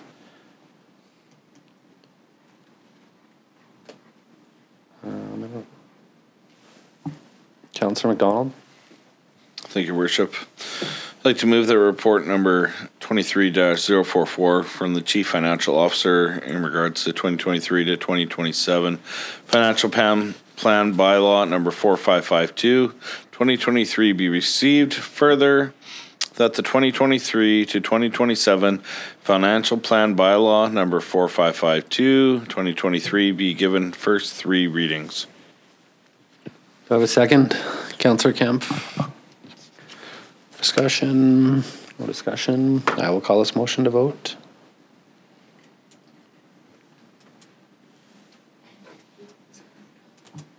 Vote is closed. It's carried. And I'm just going to call us recess. I was going to say 6.5 minutes, but City Council with Committee of the Whole back to order for Monday, March 27th. Our next order of business was 10 Mayor's Business, 10.1 Mayor's Updates. Just a couple quick things. One, I guess, just before I get into my updates on here, I just wanted to give a quick shout out to the Dawson Creek Canucks team who on Saturday won their division, and I think it's the Campbell Cup. So, first time since 2003, I believe. So, and I know, even more to it. That organization had some struggles a few years back and was looking at, maybe not moving forward. So I know a bunch of people in the community got together and helped get it going. So it's just an amazing thing to see. And also, like so many things in Dawson Creek and activities and things that, bring people to this community, it was, that arena was full.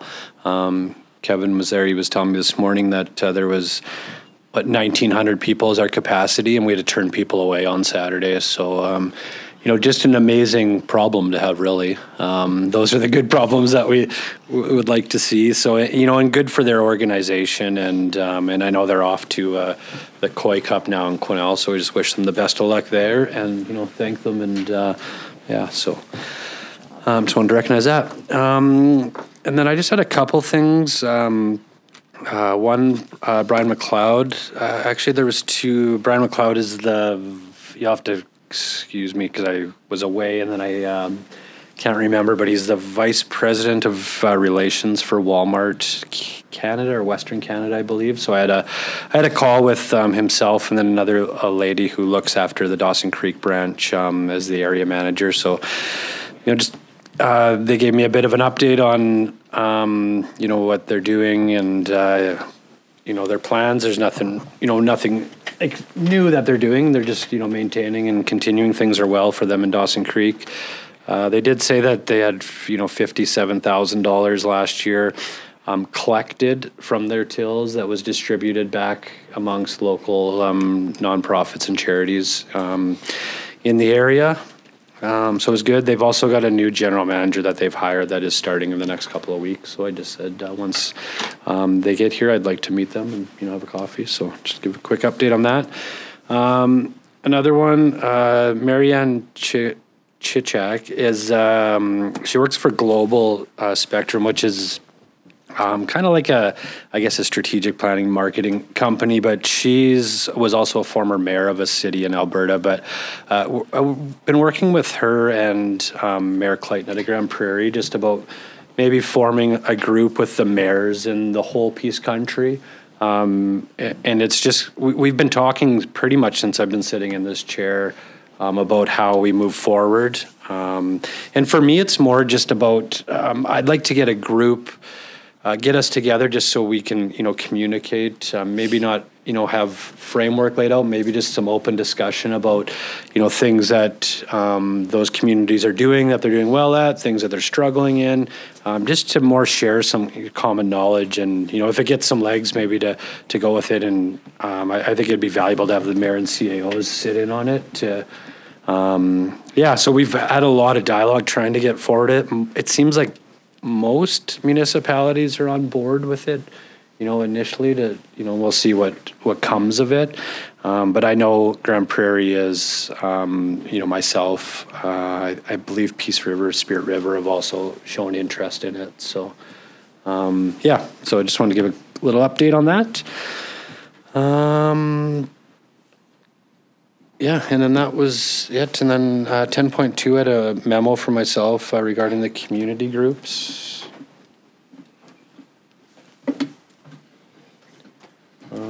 Councillor Parslow? Can I ask you a few questions about your memo? Yes, you certainly can. Okay. What is your intent here? Because I'm familiar with 3 of those 4 groups. They have, a couple of them have been here before, right? Yeah. You're not proposing that the city organize them, are you? Because they're usually they're like the community-driven organizations, right? Yeah. No, I guess for me, it's about, with some of the issues and, meetings and listening to the concerns in our community.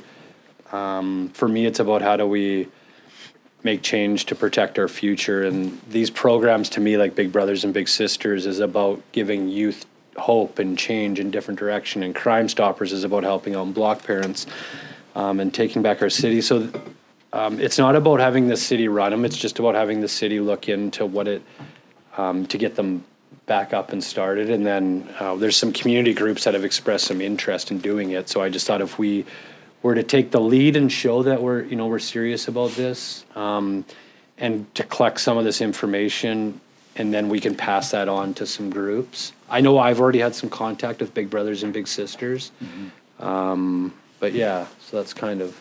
They're very good organizations, and I like what you're doing, right? But when I read it, I thought, gee, soon we'll have the city staff asking for another staff person to run these things, right? Yeah, no, my intent was never to have the No, city good. staff run it, unless Kevin wanted to on his time. Well, he away, could but- do. I mean, he's a caring guy, but Yeah, so no, that would be. no, fine, good. And then I'm assuming that your other question, you said you were 3 out of the 4. Is the fourth one that you were unaware of is taking back our? Oh, city? I've said I've had previous experience with. Oh, Yeah, okay. Yeah, big brothers, big sisters. Yeah, do good work. Absolutely. Yeah. The fourth one I have had no previous experience Oh, okay. with, right? As a school superintendent. Yeah. Okay. Thank you. Would you like to? So I'd like to move your motion Okay. as presented. Okay. Do you want me to read it out? Yes, please. Okay. Just because I'd like to hear your voice. I know. Councillor Parslow. The motion is that staff be directed to research the feasibility and cost of implementing the following programs. Big Brothers, Big Sisters. Second is Crime Stoppers. Third is Block Parent. And fourth, Taking Back Our City. I have a second. Councillor Apollonio. Did you want to speak to them, Councillor Parslow? Well, 3 of the groups, the Big Brothers, Crime Stoppers, Block Parents, are present, operate, and have operated throughout the province, contributing to a healthy and safe and caring community, for sure. I've heard people speak how a big brother, for instance, right, really was a positive role model and turned kids around into a positive direction. It's just getting together a group of caring, responsible, proactive people. The Block Parent, as it's manifested itself, is really establishing in a neighborhood area safe homes, right? And we've had that program before, and they're really often organized by parent groups associated with the school. But so if the kid's in trouble or scared about something, they see this thing usually in the window of the home. They know that's a place that is a safe refuge. Yes, yeah. So these are all good things. Yeah, absolutely. Yeah. Thanks, Councillor Parslow. Councillor McDonald. Yes, thank you, Your Worship. I would just like to maybe propose a little addition to the motion that it's for the purpose of sharing said information with persons or groups in our community with the desire to start. Just so that there's clarity there that if, we're doing the research for feasibility and the cost of implementing, that we are quite clear that it is for the purpose of sharing with interested parties in our community, not for the city to undertake. So I would accept that as a friendly amendment if that's who seconded the motion? Are you okay with that? Yep. Are you okay with that, Brenda? Just saves going through the process, Yeah. Through your worship, as long as there is no opposition to anyone on council, then a friendly amendment. Unanimous Is- consent. Is it friendly and good? Anybody opposed to that? Okay. And then I would just agree for great programs that would be welcome parts of our community. I think it'd be great if there are people in this community who are willing to take up the reins and spearhead movements like this in our community. It'd be amazing and welcome. Thanks. Sorry, I didn't mean to shut you off there. Thank you, Councillor McDonald. Councillor Apollonio. Okay.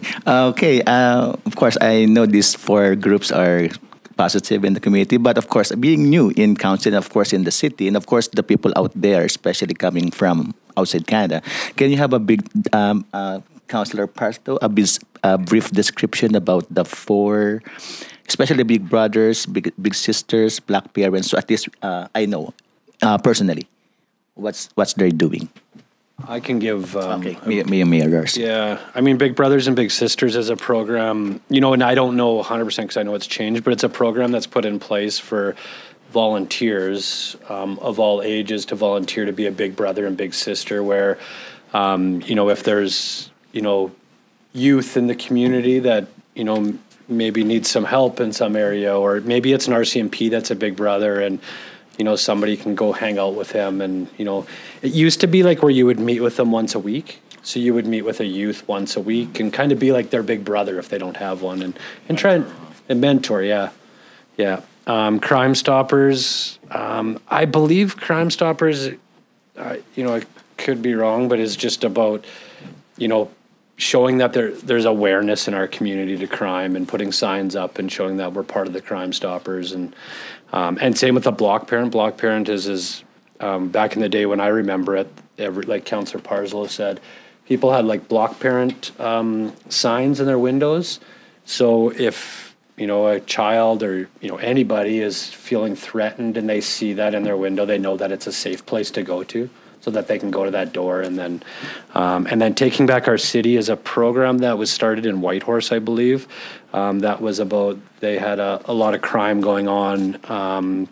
And it was about the community got together and their program was called Taking Back Our City, and they kind of had fun with it and they put big posters up, of different businesses, but it was more proactive and, just a different approach to dealing with the crime and violence and that stuff. So, yeah. Yeah, thank you, Your Worship. That's enlightening. Thank you. You're welcome. Any other discussion? Well, I will call this motion to vote.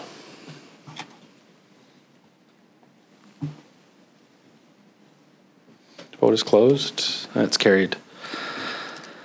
Next, we have 10.3, a memo from Mayor Dober regards to repeat offenders.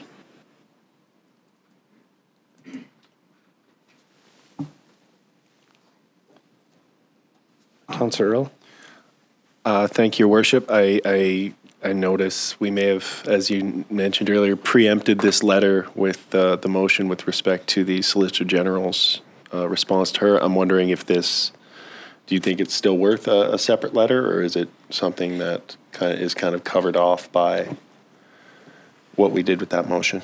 Well, I think the last motion was just in a response to their letter, so we've just included CCing MP and the MLA in it. So this is more of a letter because the federal government has made some changes about, violent offenders, but nothing really about property crime. Okay. So I think there's probably still some merit in it. Well, if you think it is, I will move the proposed motion that the City of Dawson Creek put forward a letter in the attached draft to various levels of government, including the MLA, Peace River South, MP, Prince George, Peace River, Attorney General, Solicitor General, and the Minister of Public Safety, and the Minister of Justice, and Attorney General of Canada petitioning for continued focused attention on property crime. Do I have a second? Councillor McDonald.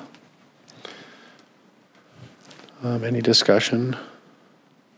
I think just adds, if it needs to be clarified, it was more just, there was like I said, there was some stuff that was brought forward on some of the federal changes around violent offenders, which doesn't, in this area, obviously there is some violent offenders and, we want that to be taken serious and we're thankful that they've made those changes, but there's a lot more, property crimes in this area, and we just feel that we need to keep pushing and have a strong voice and making them aware that, they need to look, we feel they need to look at this as well, so. Okay, if there's no discussion, I will call this motion to vote.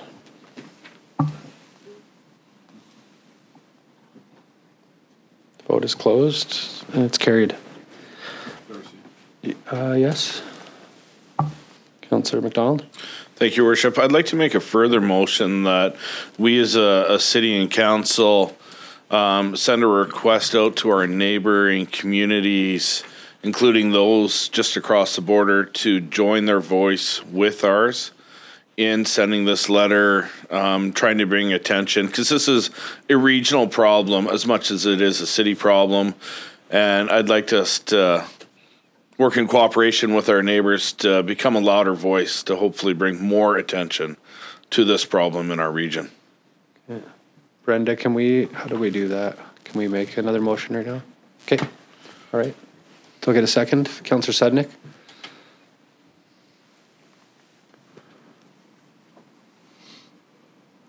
Did you get all that, Brenda? Or? I'm going to have to go back and look at the video for that one. Oh, okay. Okay. Does anybody have any discussion? I think that's a great idea to. Yeah, I should have. So I guess with that motion, do we want it to be another separate letter to all the municipalities in the Peace River Regional District, or would we want to just CC them on this letter? What do you? I don't know. Does CCing them in this letter, does that? So through your worship, I guess if you're just giving it to them for information, I think CC is fine. If you're seeking some form of a response from them, then I think you should address it to them individually. Okay. Was your intent to address them individually, Councillor McDonald? Okay. To have them join their voice with ours, right? This is a regional problem, and we need to speak to it regionally, not just ourselves. Sorry. That's right. Okay. So as I was saying, just no, I lost my train of thought. I'm so sorry. I want their voice with ours, right? So that we get a response that yes, we agree with Dawson Creek. We believe this is a regional problem, and that it has to change, right? We need to be a louder voice than just ourselves, right? We need provincial government, federal government, everyone to know that this is a huge problem in the north. And I'm sure it's a huge problem throughout our country, but this is massive in the north and it needs to change and it needs to be addressed. I agree. Thank you. Any other discussion? No? All right, I will call that. You ready for me to call that motion, Brenda? Is it in?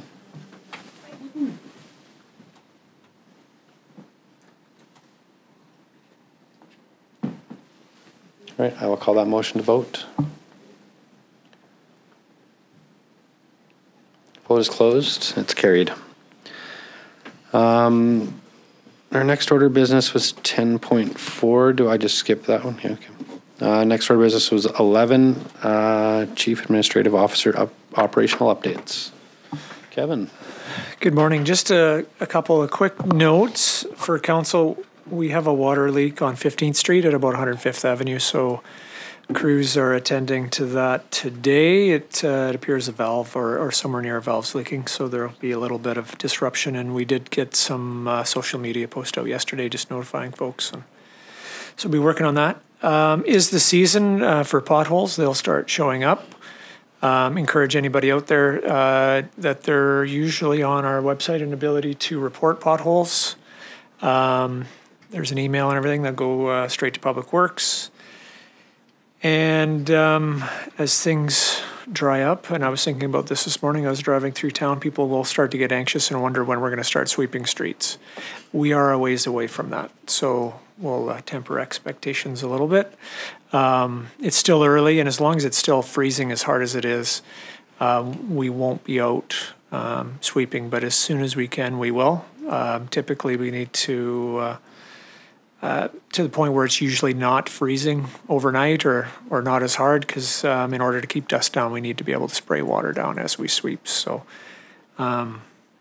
we will get to it as soon as we can. But in the meantime, we'll be doing steaming and ensuring that all the drainage is open. And moving along with that, it appears that the weather is going to remain cool for the next 10 days to 2 weeks. So it's going to be a slower start to spring, but that's okay. That affords us some other things. It's the runoff isn't too hard to handle. So, and then there'll be the spring cleanup that's coming in first part of May, and there'll be some information out there from the Recreation Department on the community cleanup. So, yeah, that's any questions? I don't think I had any. No. Perfect. Thanks, Kevin. Thank you. All right, next order of business is 12 diary. Is nothing in the diary? 13 consent calendar. Get a motion to accept the consent calendar. Councillor Sudnick, second Councillor Kemp. I'll call that to vote.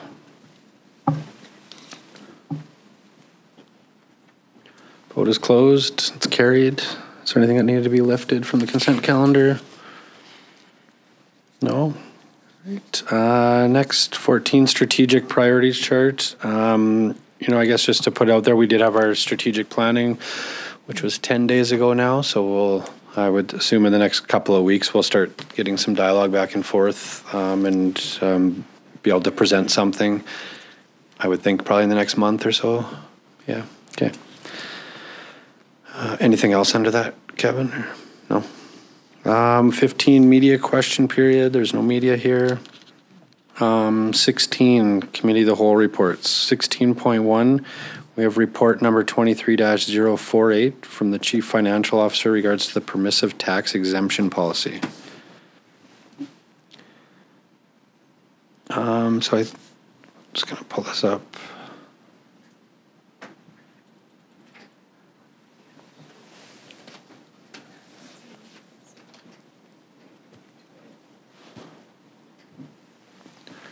So Terry, I guess there was a bit of a presentation. Were you planning to walk through that or just assume we've read it? Okay, perfect. I did not walk through it though. Please do. Put some work into it. Yeah. I want to validate your efforts getting you to stage.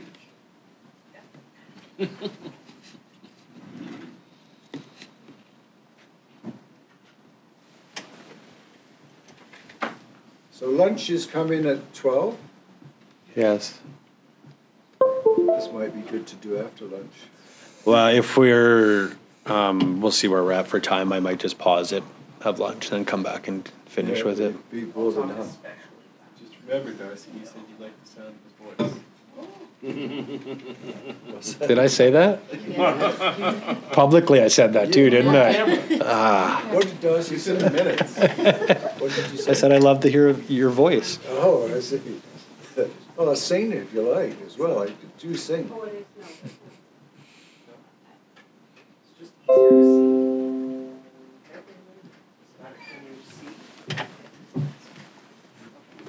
I'll let you know if I can't see it. No. That's better. Oh. Better? I'm okay with them off if you are, yeah. It was easy to see it. Yeah. Oh, I There we love go. that. There we go. It's like we're in a movie theater right now, Terry. Do you like the picture? There you go, Terry. The floor is yours. Thank you for the time and putting this together. Yeah. Okay, through your worship. So there's been a lot of talks about permissive tax exemptions and how council should perceive with the way it's working. So we're going to have a hopefully wholesome discussion, and staff will have some clear direction on where we're heading with permissive tax exemptions. So, again, the purpose of this discussion for permissive tax exemptions is for staff to have a clear understanding of what council's objectives are in regards to permissive tax exemptions, the best way to achieve those objectives, and the challenges with the current permissive tax exemption policy. So the current permissive tax exemption policy has a threshold, and a phased-in approach, meaning that over a 4-year period, organizations that had taxes above the thresholds would begin to pay the variance in increments of 20%, 45, 70, and by 2025, 100% of the variance would be borne by the organization. So for example, if an organization's municipal taxes were $6,500 and their threshold was $5,000, the variance would be $1,500. And if it were the third year, they would pay 70% of the $1,500, which would be $1,050 for municipal taxes.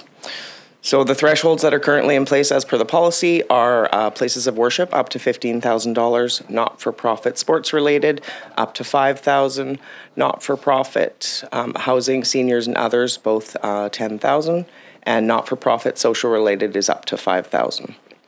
So. Sorry, not to go ahead. But to interrupt anytime through this whole slide. If you have something to say or questions, feel free to ask. Like for clarity, like out of those categories, where would like networks, ministries, or like now social related? They'd be social. The majority of the organizations are social related. Okay. Yeah. So in the not-for-profit, sports related, the only There's 3, and that's the Dawson Creek Athletic Association. Housing would be Nowkin Seniors Housing, not for profit. The majority are social related. So those up to 5,000 and 10 and 15, that's the threshold? Mm-hmm. Yeah, so some of their taxes, some of their assessment is low, so they don't even reach the threshold. So then they would, be exempt, okay. Yeah, yeah. Councillor Parslow? Well, the places of worship, I'm just saying this because it's a little confusing, right? Because the actual places of worship, the sanctuaries are, it is by legislation, statutory. Yeah. They have to be given. But places of worship up there means under the statutory, it's the actual sanctuary, office, washroom, I believe, but then the church hall and parking lots aren't statutory. They're the permissive. Yeah. So it isn't the actual place of worship. Yeah, sorry, that's just what you're. That's just what it says. That's what the current policy says. That's what it says, exactly. Yeah, exactly. But I just think for new councillors, the sanctuaries are automatically granted through statutory. It's the church halls, and one of the issues that we need to discuss later is some church halls are used for social good, like the soup kitchen. Others for Sunday coffee. There's a wide difference, and that's an issue to wrestle with. Thank you. I guess, just with those numbers up there, Terry, and this was probably I know this was put in place before your time at the city, but is there a reason why, places of worship would be substantially higher? I mean, I'm assuming that their buildings are bigger, but then you take Nowkin or Networks who have similar size facilities, and they're only $5,000. Is there a reason why those numbers came up that way? So through your worship, I wasn't involved with it, but I'm going to go out on a limb and say that the higher limit was all but to ensure that they were 100% exempted. It just provided that higher threshold, and that ensured, because with that higher threshold, they are all 100% exempted. Yep, I'm going to have to concur with Kevin on that. I wasn't here in that case, and the funny thing is they come nowhere near their thresholds.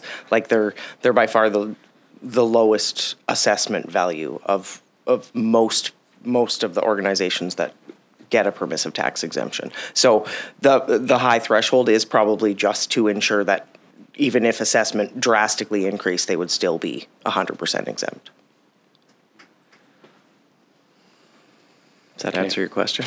Sort of. I mean, again, I wasn't here, so I can't speak to that. I wish I was. Well, I think it answers it. It's just, I guess, for me to understand things, I need to process it and, understand all directions. So when I look at that, it's making me think like people of, worship or religion are under a different classification, that we're allowing that they're going to be 100% exempt, where when you take other place, so who's choosing that, Nowkin, for example, I mean, not to pick on Nowkin and Networks, but so they're social related, so their threshold is only $5,000, and they have quite a high assessment. Yeah. So again, this is all from previous council's direction. Councillor Parslow might be able to speak to that. I can, but not in an open meeting. This is an open meeting, so I can give you some further information privately.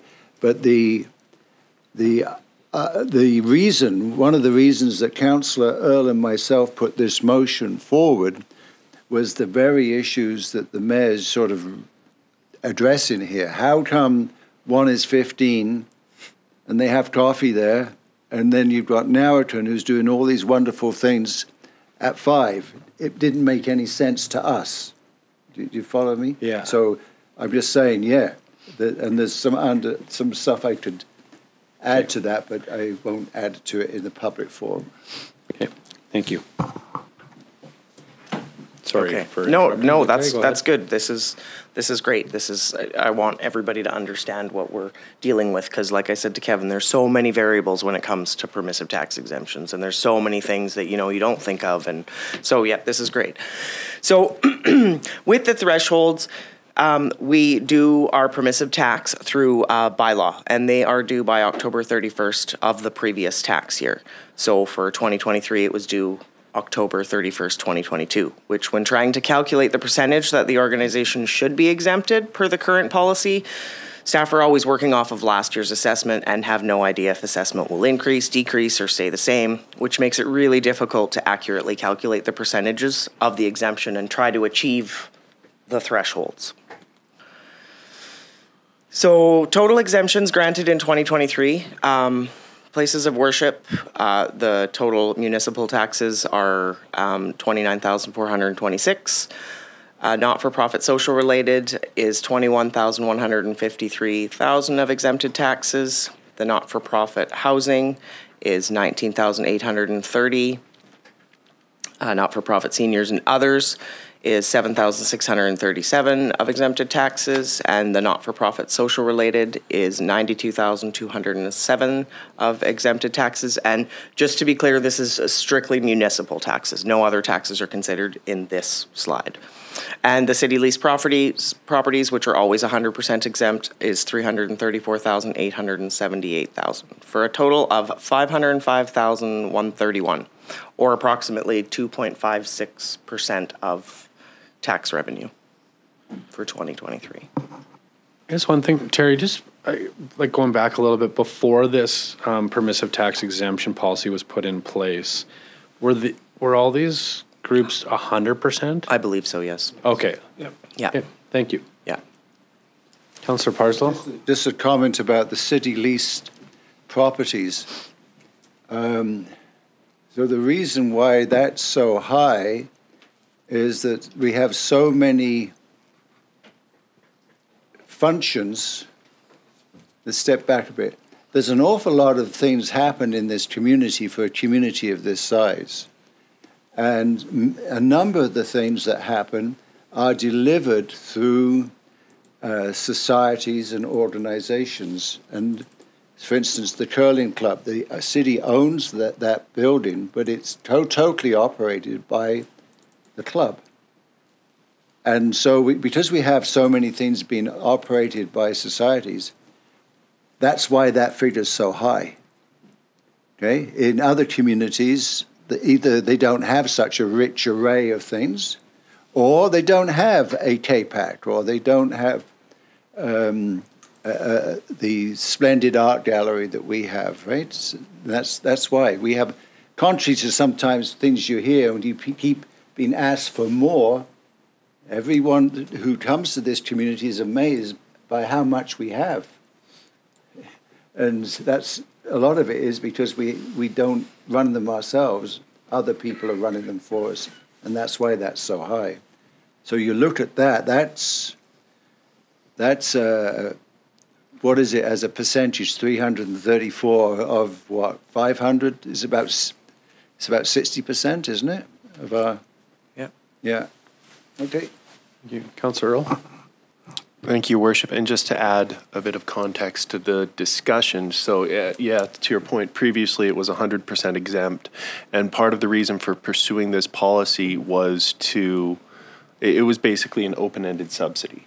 Essentially, we didn't have any oversight. People weren't, they'd apply for the grant, but they were, or the exemption, pardon me, but there were no reporting requirements which were added as part of the policy.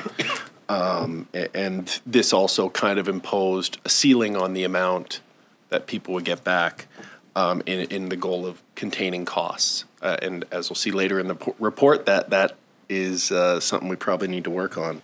With respect to the city leased properties, the discussion that occurred essentially landed on, taxing properties that we own seemed counterintuitive at the time. So in conjunction with placing a cap on the exemption, which is a subsidy by another name, we also required city building or city property leasing organizations to pay, I think, 15% of a number of line items in their operating costs around maintenance and utilities, so as to have some sense of fairness, where we didn't want to unfairly disadvantage nonprofits that own their own property and impose costs on them in a situation where we were looking for reductions across the board and everybody was going to bear some of the costs of that.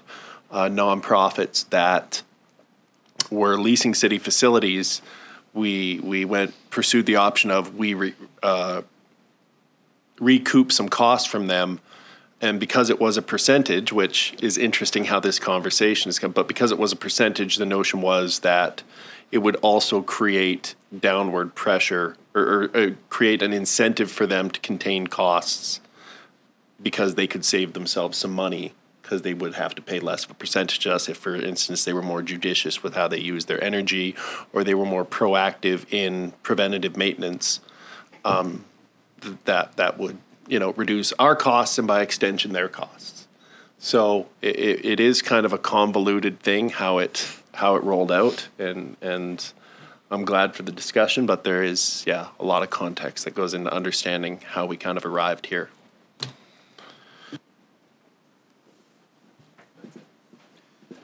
Thank you.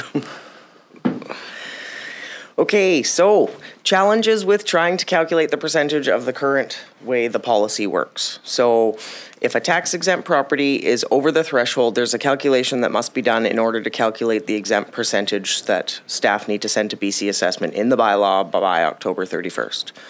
So let's assume that this is a not-for-profit sports-related Class 6 with a permissive tax threshold of $5,000. So the 2022 assessed value is $287,352, and the 2023 tax rate is proposed at 19.6629 per thousand.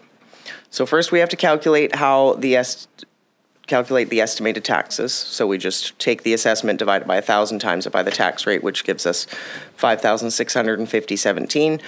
So now we have to calculate the amount above the threshold as per the bylaw. So that's just the total less the threshold of $5,000 gives you $650.17. So now in 2023, we're at 45%. So we take this amount times 45%, 650.17 times the 45% gives us the 292.58. So now we have to equate this amount into a taxable assessed value to calculate the percentage for exemption for BC assessment purposes. So we do reverse math, sort of. So we take the assessed value, times it by 1,000, divide it by the tax rate to give us $14,880. So basically this is the amount that wouldn't be exempt. So now we take the 287 minus the 14,880 gives us 272,472. So now we take that, divide it by the total assessment, which gives us a 95% exemption in 2023. So staff would then take this percentage and make this property 95% exempt in the 2023 through the permissive tax exemption bylaw that was due by October 31st. So complications with this approach. So now it's 2023 and the 2023 assessment has come out January 1st, and the assessed value of the same property that we made 95% exempt based on the 2022 assessed values of $287,352 is now assessed at $627,800. So if we would have known this, the percentage of the exemption would have been much lower based on the threshold. So basically the math, I won't walk you through it, but the percentage, if we would have known the assessment, would have been 73% exempt. So due to the fact that we're always working on prior year's assessment and the due date of the permissive tax exemption bylaw, the city is unable to estimate the percentage for exemption with accuracy. So 627,000 times 5% equals 31,350 divided by 1,000 times the tax rate equals 616.43 is the amount of municipal taxes the city will collect in 2023 based on the 95% exemption, when if assessment was known, the city would have collected 3,298, which is a difference of 2,671.51 of foregone revenue. So this seems extreme, but this is an actual example from this year.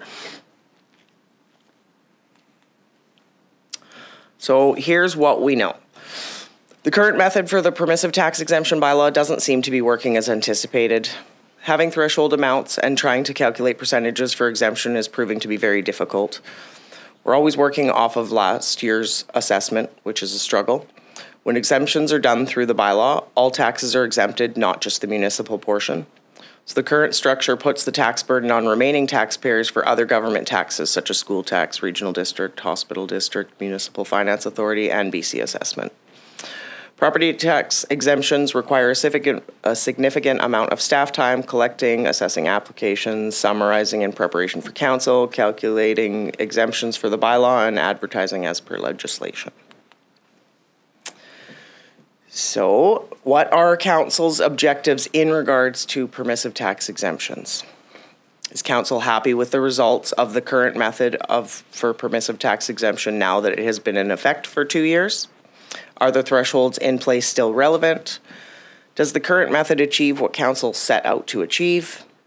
Does council wish to support eligible organizations within the community that align with council's goals and objectives by granting them a tax exemption? Does council wish to support organizations that are complementary extensions to the city services and programs? Does council wish to only exempt the municipal portion of taxes or all taxes, which include the other government agencies such as regional district school taxes? Does council wish to revisit the current criteria for receiving permissive tax exemptions? Does council wish to generate more tax revenue from these organizations that currently receive permissive tax exemptions in future years? Was the original intent for organizations to pay more taxes over time still apply? That sentence isn't grammatically correct, so I apologize for that. Essentially, what does council wish to achieve through granting permissive tax exemptions? Collecting more revenue, alleviating tax burden from community groups that provide a benefit to residents, trying to put a cap on the amount of permissive tax exemptions that are granted. So basically, I think once we're done, we should go back to this slide and sort of see where we're at after and get council's take on these specific questions, because I think it'll help guide where council wishes to go. Any questions so far? We're good? Okay, I'm going to keep going. So possible solutions to achieve council's objectives. Not that I know what council's objectives are at this point, but I'm just putting out options. So consider providing grants for the municipal portion of taxes. Council could give grants, essentially vouchers, for the municipal portion of taxes up to the threshold amount, and the organizations would be responsible for all other government taxes and any remaining municipal taxes. Council could then still utilize the thresholds, 5, 10, 15,000, that were put in place in 2021 in the current policy. Council could consider putting a cap on the amount of grants for permissive tax exemptions, such as 1% of tax revenue generated. For context, for 2023, 1% would be $197,440. This cap would not include city leased properties or churches. These would still be done through a bylaw. These are always 100% exempt, so the calculation challenges wouldn't apply here. The grants or vouchers could be given in June because municipal taxes would be known, as typically tax notices are sent out the third week in May. This allows organizations ample time to pay their tax bills prior to the legislated July 2nd deadline. So advantages to providing grants. Oh, yeah, of course. Is it okay, Dus? Yeah. Okay. When you talked about churches there, you're just talking about the sanctuary. Sorry, no, I'm talking about the space that the city currently makes exempt. So not the sanctuary, not the statutory exemption. Okay, so your proposal, you would be saying that they would be eligible for a grant. I'm saying that in this proposal, again, it's just a proposal, it's just an option. I'm just trying to get ideas out there. The way that this is presented, churches, so not the places of worship per se that are statutory exempt, but the parking lot, the halls that they have coffee in and such, would be 100% exempt, as well as city leased properties. So that would still be done through a bylaw. It would just be.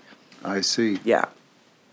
So again, so essentially, this grant system is very similar to Fort St. John's system, which I proposed but was rejected by not this council, but a previous council. Yeah, so I think it would be fairly similar, somewhat, the grant way, however. But the council would decide. Exactly, council would decide, not a foundation. Fort St. John, they form a foundation to do it. Yeah. Arm's length. Yeah.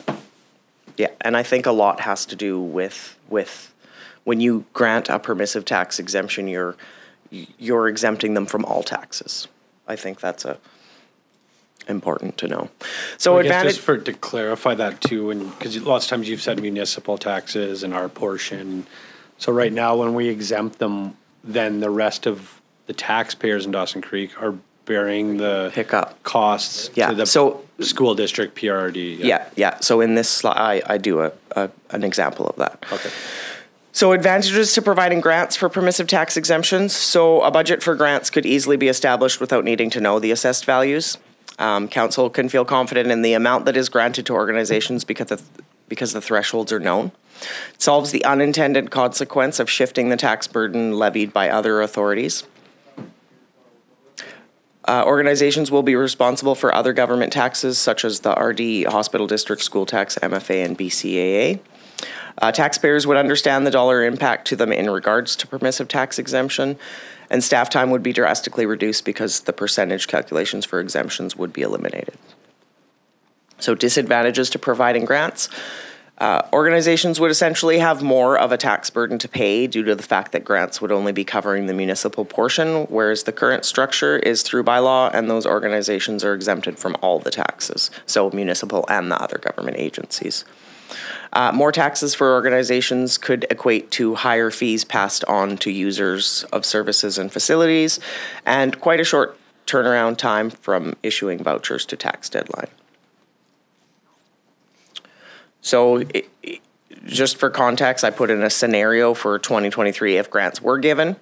So let's use the previous example where the Class 6 sports-related not-for-profit had an assessed value of $627,000 and the municipal rate is 19.6629 per thousand. So the other government agency taxes are as follows. So if we look at Class 6 business, you'll see that it's 6.443 in the total column. I could have highlighted that, I apologize. So the total tax rate with the municipal rate plus all the other government agencies is 25.2592 per thousand. So that's what I'm just wondering. Why do I have 26? So that would mean sorry. No, sorry, okay. So I'm using this year's just to confuse. I'm using 2023's municipal tax rate, but this is last year's other government agency tax rate. So just to add a little confusion for you. So this year's tax rate equals 26.1059. So when you add all the government agencies, that's what you get. So we take the 627,000, we divide it by 1,000, we times it by the tax rate. That's municipal plus all government agencies. You get 16,368.40, which then you take the threshold amount of $5,000 off, which leaves you a balance of $11,368.40. So with the grant of $5,000, the organization would essentially pay $11,368.40 in taxes. Note that the municipal portion is $12,328.64, of which the organization would only pay $7,328.64 because the $5,000 threshold goes towards the municipal portion. So the remaining $4,039.76 relates to the other government agencies. Does that make sense? Okay. So, Earl. And just so we're clear, Terry, because I know, I mean, obviously, as a municipal representative, the idea that municipal taxpayers are shouldering the burden for other government agencies is enticing to be like, well, they can take care of their thing. Is there a ability for somebody to apply for tax exemption through the school district or the hospital district other than going straight to the province? Or is this basically, when we make this decision, we're saying you need to pay the other agencies because we're only looking after the municipal piece now? I can't say 100%. I know that when I was at the regional district, we had people coming Okay. asking for permissive tax exemptions. However, the regional district had a policy that they didn't grant permissive tax exemptions at that Well, time. and So I- it could be something that could be considered on the regional district side, because they definitely could grant, if they chose to, permissive tax exemptions. I'm just thinking of the school district because they And don't I'm have not the sure. ability to raise taxes. So I don't imagine they have the ability to forego them either. Yeah, I can't say for sure. The tax rate for the schools is set by the provincial government now.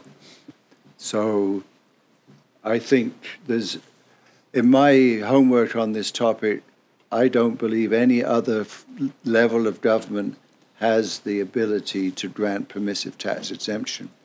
That once the municipal government does it, it applies to all the others. It's like under the umbrella of the municipal. Except we pay them. Pardon? Except we pay them. We pay their portions. Correct? Yeah. Well, No. Because if you look at the school tax seems to be one that's always talked about. So when we talk about school tax, I don't get school tax rate until like middle of April. So by the middle of April, school tax already knows all of the assessment, all of the exemptions. So basically, the amount that the schools need isn't going to change. So that is borne by all the rest of the taxpayers that don't have an exemption, because just like the regional district, if they say they need $2 million, no matter what, we're giving them $2 million. It doesn't matter if we've exempted, billions of dollars in properties. Oh, okay, so I get it. So it's just, so school tax is a little different because they know they have access to current assessment, so they know, but now it's just that their tax rate is calculated based on taxable assessed values. But if let's say the Narrowton, we grant them permissive tax exemption. Yep. They are exempt because of our decision. Yep. From paying regional district. Yep.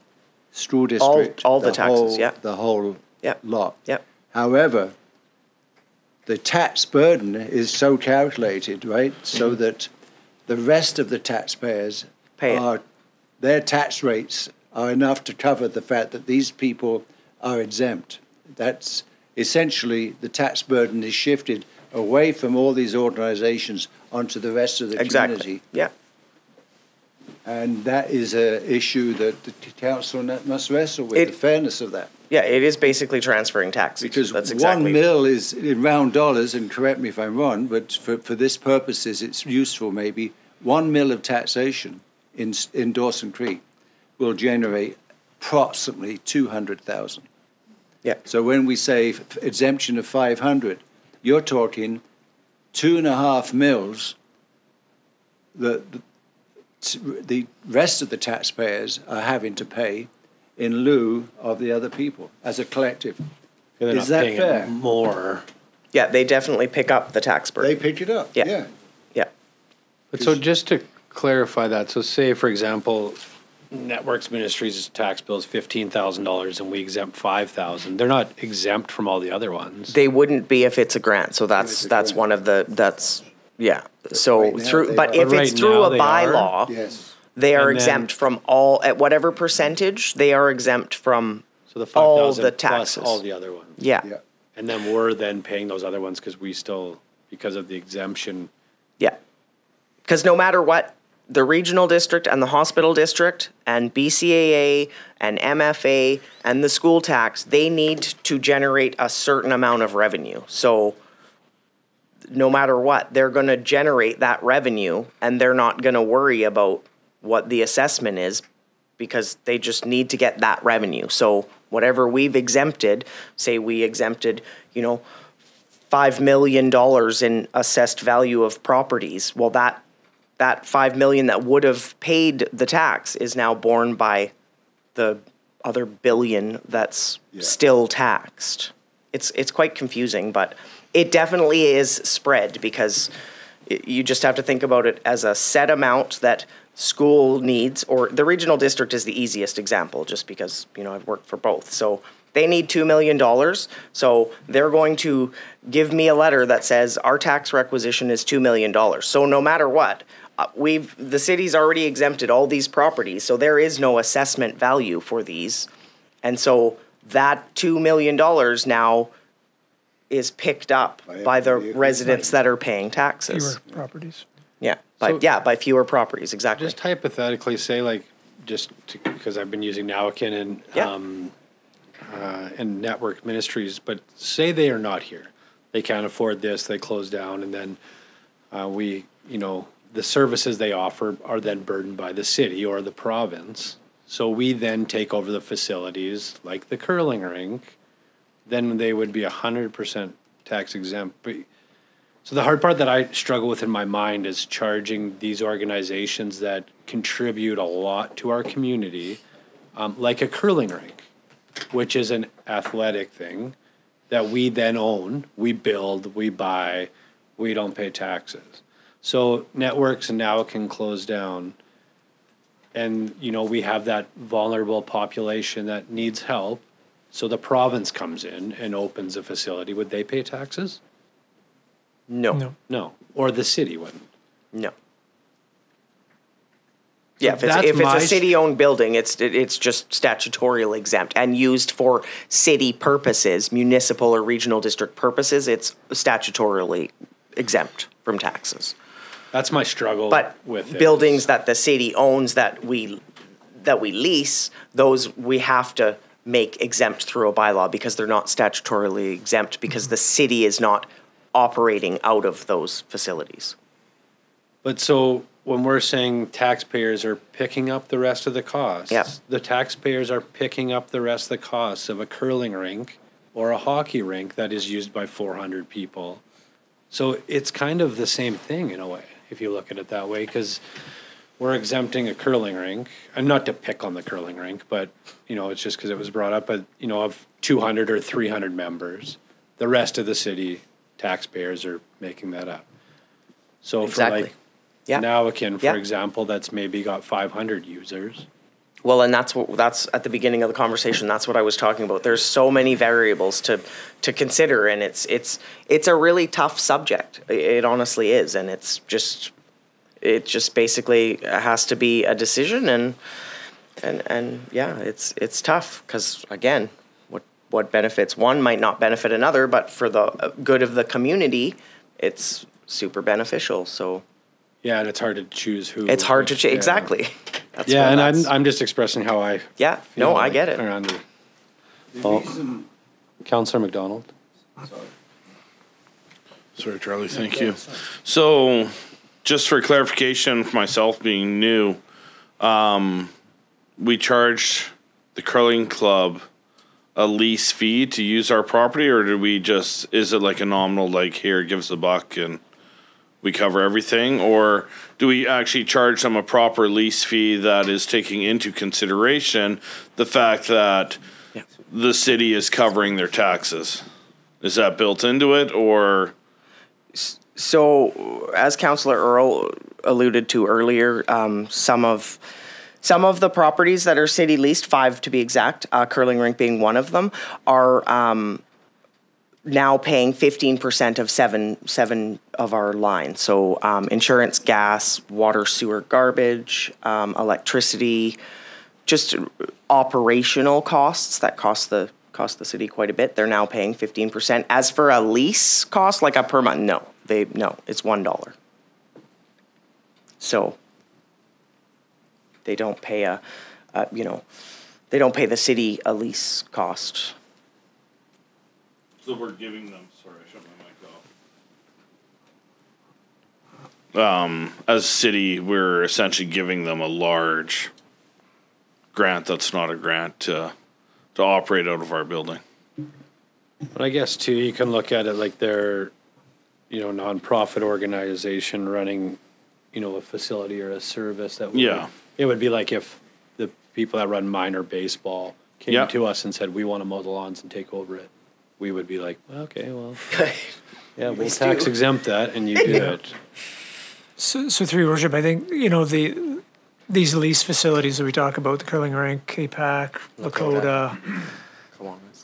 Yeah, they come to mind. I mean, I think the philosophy was that those would be services or facilities that the city would offer if these groups didn't. Now, you could argue that philosophy, but I think and so that's why, you know, you don't tax them. Where maybe these, and I guess it's easier to compare to a sports group, but, you know, the social thing, I totally agree with what the mayor has to say. Yeah. I think those are services that if they don't provide them, who is going to? And I'm not comfortable to think that the province is going to parachute in and do it No. for us. That's not going to happen. So in lieu of some taxation, is that a great service that's being provided to the community? Well, probably. And that's, you know, those are the things you have to wrestle with. But I think that's philosophy on the lease, is that those ones are probably ones, there are buildings, we would probably run it, but we found somebody to do it for us. So hence, it's just like the mayor indicated, if somebody came along and wanted to take over the soccer pitches Yeah. for $1, Just less burden on us, period. exactly. So we're finding it's a different way to deliver a service for the community, right? Yeah. And so, but it's finding the balance and what's fair. And just because they're not all the same, everybody's a little bit different and unique. So, Terry, I guess just one, just because of where we're at for time, how much longer do you think you need to go through the remainder of your presentation? I don't think there's too much to go. Like- I mean, but if we, Couple minutes, Keep 5 minutes? going. I think I'm going to have to pause the yeah, discussion I at think one that's point probably the anyways. best. Are you fine if I pause it now and come yeah. back? Okay. Okay, well, I just for those that are watching, we'll take a break till 12:40, come back in 30 minutes and pause this. So, regular council meeting with Committee of the Whole back to order for Monday, March 27th. And we will just reconvene back to Terry, if that's all right with you, Councillor Parslow. No, I'm just kidding. Sorry, I had to throw that in there. Terry, back over to you. Okay, welcome back, everyone. Okay, so this slide was done again. Just to recap, the municipal portion is $12,328.64, of which the organization would pay $7,328.64 of municipal taxes, and the remaining $4,039.76 relates to the other government agencies. So a possible increase to the threshold. As seen before, the current threshold range from $15,000 for places of worship that are not statutorily exempt, to $5,000 for most not-for-profit organizations. If grants were distributed, excluding churches and city lease properties, the total grant amount would be $150,000. That's with the current organizations that the city currently exempts. So this amount would give council room to increase the thresholds to address the disparities in the tax exemption limits.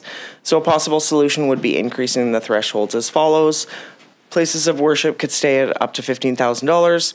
Not-for-profit sports related could be up to $10,000. Not-for-profit housing and the seniors and others could be up to $10,000, and not-for-profit social related up to $8,000. So really the only changes from the current thresholds to this proposed threshold is that not-for-profit social related would increase from $5,000 to $8,000, and the not-for-profit sports related would increase from $5,000 to $10,000. So city leased properties would remain 100% exempt, no threshold. So the total of all the grants, if using maximum threshold, would be $210,000, keeping in mind that that's with the number of current organizations that the city grants a permissive tax exemption to right now.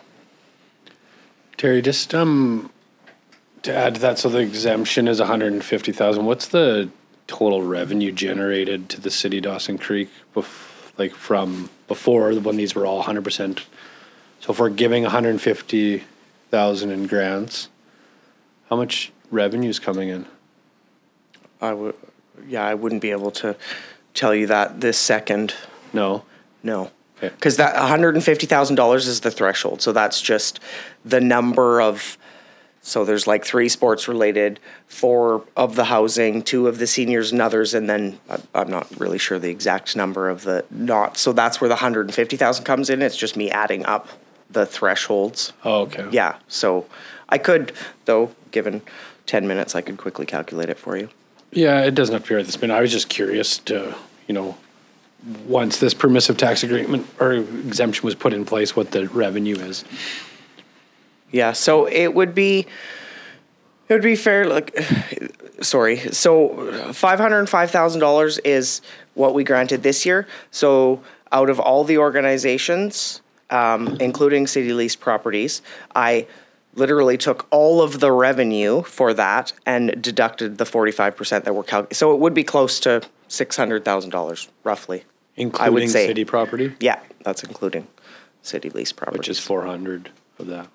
334, yeah. For 300. So, Terry, just not quite understanding your answer to the mayor's questions. Just one sec, Councillor. Mayor, sorry. Yeah, sorry. That's all right. So, with this slide here, the total of all grants, if using maximum threshold, that's as listed in that list. Yeah. Would be 210,000. Yeah. Excluding city leased properties and places of worship. Right. So the city properties and this churches are excluded, yeah. Excluded. That's 150,000's worth, right? 150 is what it currently is now, with the thresholds of 5,000, 10,000, 15. 210 is what it would be. 210 is, and that, again, this is if it was at the maximum. Like I said, there are lots of organizations that don't even reach the threshold. So lots of them are only $3,000. So you'd actually only be granting, say, a voucher of 3,000, not 5,000 or 8,000. So this is just to, again, deal with some of the disparity within assessment. I would just put a plea in if, in your presentation, because you never know when we're going to use it, if we could pass the distinction between a place of worship and other worship, because the places of worship are statutorily, right?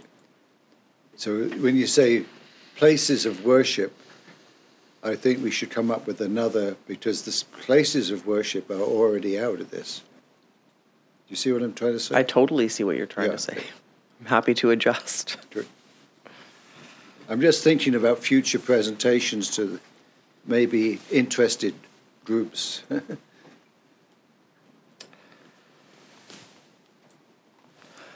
Okay, sorry. So another option is consider exempting all organizations 100%. So advantages to this approach, assessment won't be a factor if exempting 100%, so not knowing the next year's assessment won't be so important. It's easy to administer for staff and no complicated calculations. Timing of the bylaw wouldn't be a factor, and organizations wouldn't have to worry about a tax bill, and money could be put towards benefiting the community. Disadvantages to this approach, the city would lose all tax revenue that they are currently collecting with the current method. Remaining taxpayers will bear the burden from other government agencies such as the school tax, RD, and hospital district, and no way to estimate the foregone revenue from taxes because assessment for the next year wouldn't be known.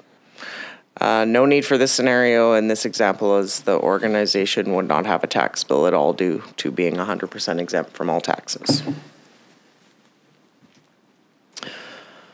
So another option, consider changing criteria and grant permissive tax exemptions percentage based on the criteria.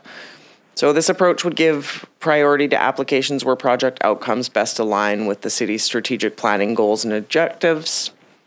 Council could choose to grant 100%, 90%, 75%, and the like based on the criteria rating. For example, how does the organization achieve the following criteria? Activities are open to the broader public and widely accessible. Ongoing fundraiser activities, community collaboration. How would the permissive tax exemption provided be put back into the community? Provide community good, for example. How does it align with council's priorities and strategic plans? So basically, this sort of percentage-based criteria is if they did all of the criteria, they would be granted 100% or 90% or 75%, or those are just numbers, like that it wouldn't have to be 190, 75. It's just for the example of, I did look while doing this, I did research quite a few other municipalities and how permissive tax exemptions were done in other municipalities, just to get an idea and give options to council on how other areas were doing permissive tax. And this is, I do believe Kamloops does this way. It's a lot of work for council and for staff. I mean, you can, if I take an example here from a very sincere person, well known in the community, who, when asked about how the church hall was used, right, stated that he often prays for counsel from that hall. So if we discount that as being of no value, right, we basically insulted the man, if you know what I'm trying to say here. So I'd hate to be doing something like that. Fair. I mean, again, it's just an option. No, I appreciate it being there, Yeah. very sincerely. I mean, you're giving a good comprehensive presentation. I'm just passing a personal opinion. I agree, and weighting the criteria would be tough, because you know what one thinks is great for the community or aligns with something might not necessarily be another councillor's same thought. So it is a tough one. Again, many variables. Taking that into consideration, we've already done that though, because we've allowed 15,000 for some, 5,000 for some, 10,000 for some. So we are already weighting it. Somewhat, yes, through your threshold. Yep. That's some of the things I couldn't say. One thing I'd note is, one thing that struck me in the report earlier was when you noted the amount of staff time that was going into compliance as the policy currently exists. And while I think the idea of how, inquiring as to how organizations are achieving this criteria or that criteria, it does strike me as something that is quite labor intensive. And I do think, given the conversation, the amount of time we've revisited this policy and the amount, how hard it is to land on something, I do think simplicity should be top of mind as we look for something that future councils aren't going to curse us for having imposed upon them, or so they don't find themselves back here revisiting it every 2 or 3 years. Thank you.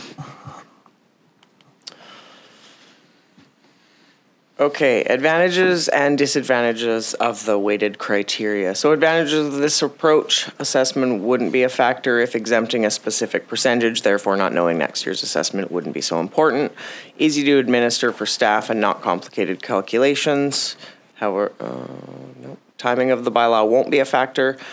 Organizations wouldn't have to be so concerned about coming up with the taxes, and money could be put towards benefiting the community. Disadvantages would be the city could lose some tax revenue that they are currently collecting with the current method, possibly more work for council to determine percentage and eligibility. So for sure, more work for council. Remaining taxpayers would bear the burden from other government agencies such as the school tax RD and hospital district, and no way to estimate the foregone revenue from taxes because assessment for the next year wouldn't be known. So scenarios for percentages less than 100%. In this example, we will use an assessed value of $350,000, but the city has exempted the organization $75,000 based on the criteria. Pardon? 75%. Did I say 20? You said 75,000. Oh, 75%. It's been a long day. So you take the $350,000, you times it by the 25%, you get $87,500, which would be the taxable value. So using the Class 6 rate of 19.6629 per thousand and the other agency's rate of $6.443 per thousand, we get a total tax rate of 26.1059 per thousand. So we take the 25% of assessment, we divide it by 1,000, we times it by the tax rate, and we get $2,284.27 would be amount the organization would be responsible for. So for context, the amount that would be borne by the remaining taxpayers would be approximately $1,691.29, as shown below. So it's just this is the exempted amount, so $350,000 times the 75%, which is exempted, equals the $262,500. And then if you figure out the taxes for just the other government agencies, that is the tax bill that they pick up is $1,691.29. Plus the 2,284. Yeah, this is just so, trying to explore the other government agencies. This model assumes that we are footing the bill for the other levels of government, but it still breaks it out. So any model that requires the bylaw and a percentage for exemption will mean that whatever the exemption is will be for all taxes. Doing a hybrid model that is the calculations based on a percentage, but we grant them the monies for the municipal portion of their taxes. Well, Terry just said it was for all. Yeah, but if we do it as a bylaw, like the exemption is part of the bylaw, then it's for all the taxes we collect. But you've got an option in here earlier, which is we essentially give them a grant. That's not through a bylaw. That's not through a bylaw. Not through a bylaw. But can that grant also be calculated by this percentage, or does the percentage calculation make doing it as a grant untenable? I guess I don't know if it's a hybrid model of some sort, but I'm just thinking. Somewhat, yeah. If that's doable, because I mean the grant you propose where we give them a grant for the municipal portion is based on the kind of 5, 10, 15, whatever threshold, the dollar value. Does that make it unworkable if we go by a percentage value instead? It would definitely make it more difficult, especially if we were to put a cap on it. Because again, you'd run into places that have really high assessment to low assessment, and how does one provide more services than the, so it would be difficult. It definitely doesn't keep it simple. I mean, I'm willing to whatever council wants. I'll try and achieve, but I'm just trying to let them know of all the trials and tribulations that are the current way. So things to consider, and for context, so the city exempts all city leased properties from all taxes, municipal and the other government agencies. This foregone revenue in 2023, as stated before, is $334,878. Is this something that council may want to revisit as leases come up for renewal? Is it equitable for organizations that lease city property to be automatically exempted from taxes just because they do not own the property? For example, the curling rink is a city-owned facility, is 100% exempt versus the Dawson Creek Athletic Association, who are not fully exempt. These two examples both provide very similar services to a select group of users. Both have the ability to generate revenue from restaurants, liquor sales, space rental, and the like. So basically, I just wanted to bring forward or the attention to council that, it's almost like penalizing somebody for owning property where it's a city leased property and by far city leased properties definitely have the highest tax exemption. So it could be something that the city, for information, I wanted council to be aware of this. All this, I don't know the exact percentages, but a large percentage of users of those two facilities are rural residents. A fair percentage, maybe 30%, are rural residents. And I don't think the grant that we get in this partnership with the regional district is insufficient, remember, to meet our real costs of providing recreation, whether it's the hockey arena or the curling club. That's another big issue that council needs to keep working at.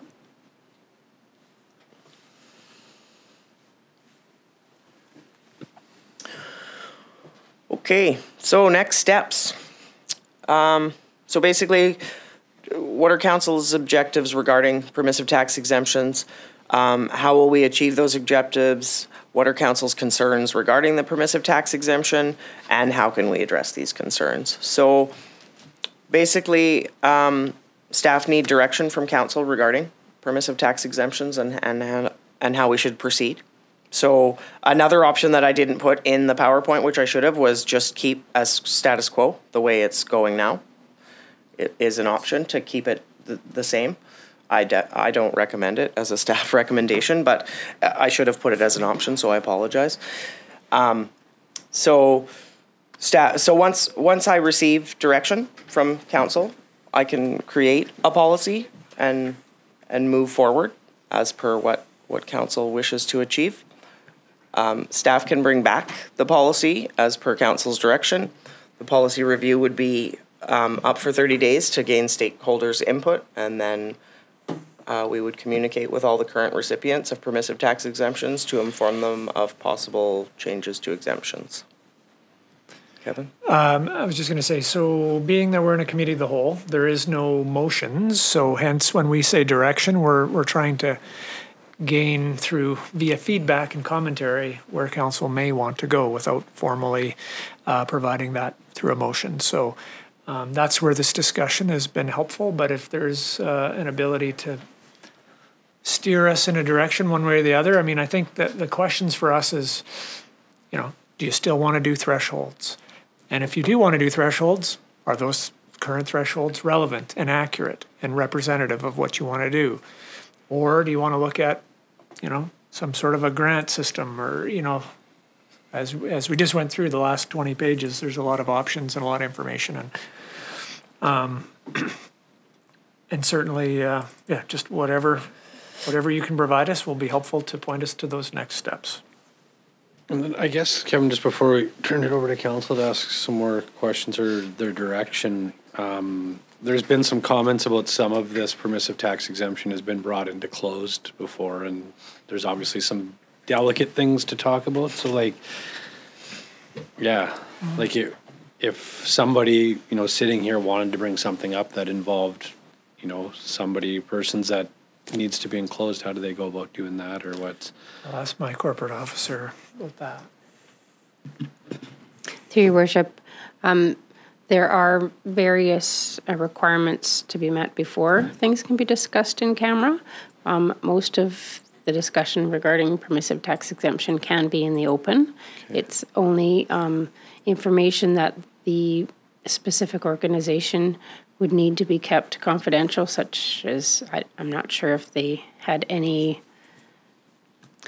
I don't think I can bring an example at this point, but okay. if they had some information, financial information that they didn't want to be put in the public eye. Oh, okay.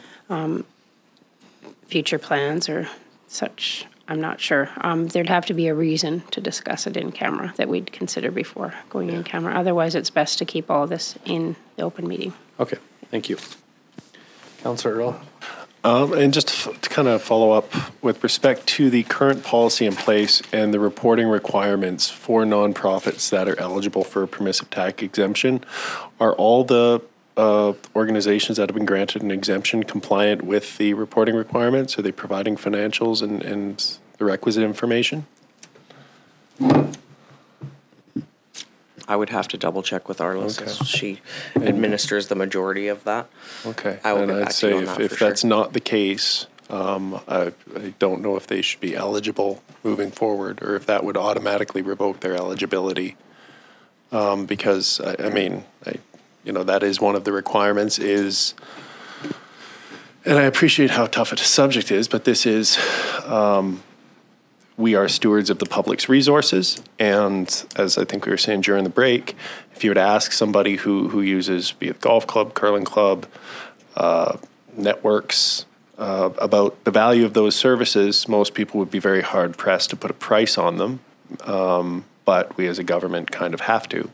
Having said that, when we exempt, $180,000 in taxes, the cost to operate the city doesn't decrease by $180,000. We then have to go ask the rest of the community to make up that shortfall. So it is a subsidy. My preference, I guess, given what the report is to move towards a percentage-based, either 1% of total revenue as suggested, and just cap it at that, and figure out how we split that money up in an equitable fashion. I think would be very challenging, but I think if we're looking to contain costs and put a cap on it, and in a simple fashion, that would be a good way to do it. I see the downside in the specific dollar value, and as enticing as it is to do the grant piece, just so that we're not also having to cover the RD and the school district share. I do, there are limitations to that as well. So, I mean, my preference, this isn't, in undertaking this, it wasn't necessarily to get more money from these organizations, because as the mayor has highlighted, and I think most of us agree with, they are providing valuable service. It's so that we as a governing body can exercise some oversight and constrain the growth of the subsidy, so that it's not just an open-ended expense or open-ended foregone revenue. So my preference is towards simplicity and percentage rate. And I think you've given me a lot to think about, and I think anybody watching this who's followed along can appreciate the complexity of it. But yeah, those are kind of my immediate thoughts on this. And Councillor Parslo's point about the different levels for a religious organization versus a social service versus a housing. I think, as has been cited, that might be, the differences might be a little drastic. I mean, the idea that the folks at Networks Ministries or Nowakin are the least deserving of the lowest amount of exemption, I think, is counterintuitive to me, given the work they do and the populations they deal with. So I'll turn it over to my fellow councillors to give you some more insight, though. Thank you, Councillor Earl. Councillor Parslow. So I did have a hard copy made of this presentation, so I did some homework on this. And I think it's important. One of the things for me, being on council the longest, is to make sure my new colleagues at least have some background. This whole effort, focus on permissive tax exemptions, was linked to work on closing the fiscal gap. And the notion that there are two ways. One is obviously to reduce expenditures, particularly in the operating area, and to increase revenue. And the notion was that council of the day was that there should be no stone unturned. There should be nothing left, if you like, sacred, cannot be looked at, and that every organization should have a bit of, is the expression skin in the game, right? And so we were told, and I have had this confirmed by ex-councillor Javatkov, as a result of a discussion with Terry or Gavin, one of them, we were told that the amount of permissive tax exemption granted in this city was very high. And so we went about this with the notion of reducing the amount of tax revenue that was being lost through a very high level of permissive tax exemptions. That we wanted to rationalize the reasons for granting permissive tax exemptions. Why? What would make a group eligible? We wanted also to reduce the burden on the remaining taxpayers on their payment of the taxes that we're losing through all this permissive tax exemption. We also wanted to have, and Jeremy had talked about this, a cap. It seemed that anybody who came to council who, with a request for a permissive tax exemption, was granted it. And we already had a high level. It's just like, we get asked for more recreation when we already have a high level. And so we wanted to have a cap on it. And therefore, by that, a fixed dollar amount. It might have been adjusted by inflation or something, I don't know. So it was a struggle. There was a number of discussions, and then we have the current iteration of all that, which you've been struggling with implementing. So that's just the bit of a history was, if we've got a high level, let's look at it. Should everybody get it? Some personal views. That's my understanding of the history of it. Fair? Is that okay with you, Jeremy? Did you? Yeah. Well, just the open-ended piece of it. Yeah. Daunting. So I like the idea of having a cap expressed in dollars. I like the notion when we look at the leases to have the lens, just take the golf course, right? If there was no Dawson Creek Golf Course because the Dawson Creek Athletic Association collapsed, would we have a municipal golf course? And if the answer is yes, then I'm okay with the permissive tax exemption. Because if we owned it, right, would we run the golf course? Or would we own the golf course and lease it out, which is what we do with the cultural center, the art gallery, Mile Zero Park, the curling club, and so on and so forth. So I think that lens, would we be doing this, is important before we grant permissive tax exemption. I think I would put a very, very high rating, if you like, if we're going to have different criteria. But I think there's, by that I mean, 10,000 for some, 15,000 for others. Those organizations that are providing a very strong social service supports would be at the highest level.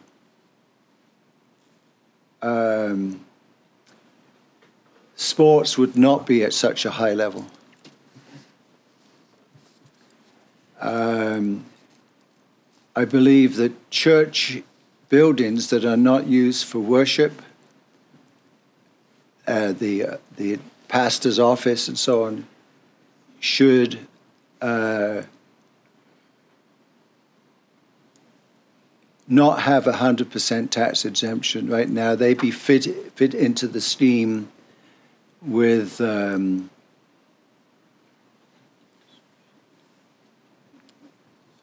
they might have their own category within our system, right? I do like the idea of there being establishing the cap and expressing it as a grant, administered by not by some outside group like Fort St. John, but by the city. And we have a process whereby we determine what we might say, for instance, in my scheme of thing, network ministries, we give a grant sufficient to cover their taxes. Narraton, a grant to cover their taxes. Because in my criteria, that's the strongest core, right, for me as an individual. So I just express that through the city, but they're providing a lot of social good. It's very important for people to be able to recreate in the community. So that's why I would support grants for curling club, cultural center, whatever. But I think I'd like to really look very closely at a grant system that, but I don't know. I think the current council needs to also think, well, do we want to try to increase our revenue from this area? Do we want to decrease our lost revenue? Do we want to put a cap on it? But I think a cap.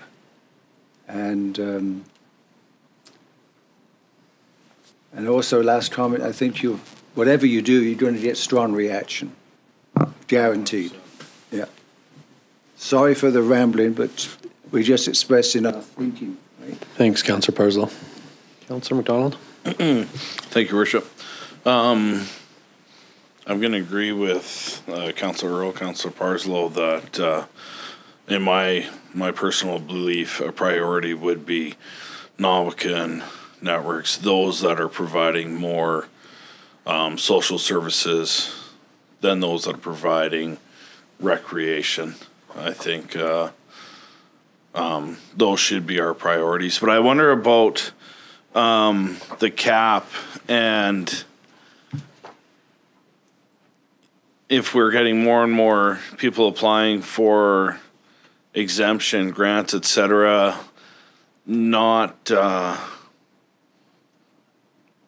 those not-for-profits then not having an established countable revenue, right? That if they're trying to budget themselves, if we have said, okay, we're gonna give 100,000 to those that apply, and your percentage of that 100,000 is this now, compared to what it was last year. How are we helping these not-for-profits budget, strategic goal, etc.? We're changing their revenue on an annual basis at that point, right? Whereas we just say, you know what, if you fit into this category, the grant you can apply for is this, as countable revenue. That would be my consideration. Right, I like the grant system where, you fall under this category, the available grant to you is this. And now the onus is on you to find ways to fundraise or come up with your own revenue streams to cover yourself beyond said grant from the city. Right?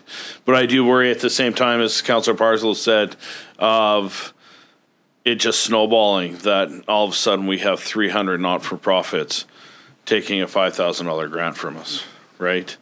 And now it's snowballed to $1 million or something like that, right? I would worry that way as well. Thank you. Councillor Earl? Thank you, Your Worship, and I'll try to be quick on this. But one thing we haven't really spoken much about, but I think bears some discussion, is the category of housing or social housing, which isn't necessarily or historically chiefly the jurisdiction of a municipal government to provide and subsidize. There's a myriad of arrangements across the country, and I guess someone might interpret this as the municipality's contribution to that effort. But in going back to, just a conversation we had a couple meetings back about the Locum House and how, we're trying to avoid uploading more obligations onto ourselves by exempting social housing, which may be the purview of the provincial government chiefly. Have we inadvertently put taxpayers on the hook for, money that should rightly be coming from another level of government? I think that's an important consideration because, as we've all noted here, there is a limited amount to go around, and while we'd love to give everybody as much as they need, I always emphasize that our priority should be on things we as a municipal government can and should be doing first and foremost. So just something to think about. Thanks, Councillor Earl. Any other discussion? Just one. I'm just going to see if anybody else wanted to speak first.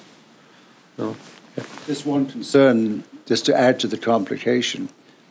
is out of what Councillor Earl had said. I think it's something he said. So if we let's take Network Ministries.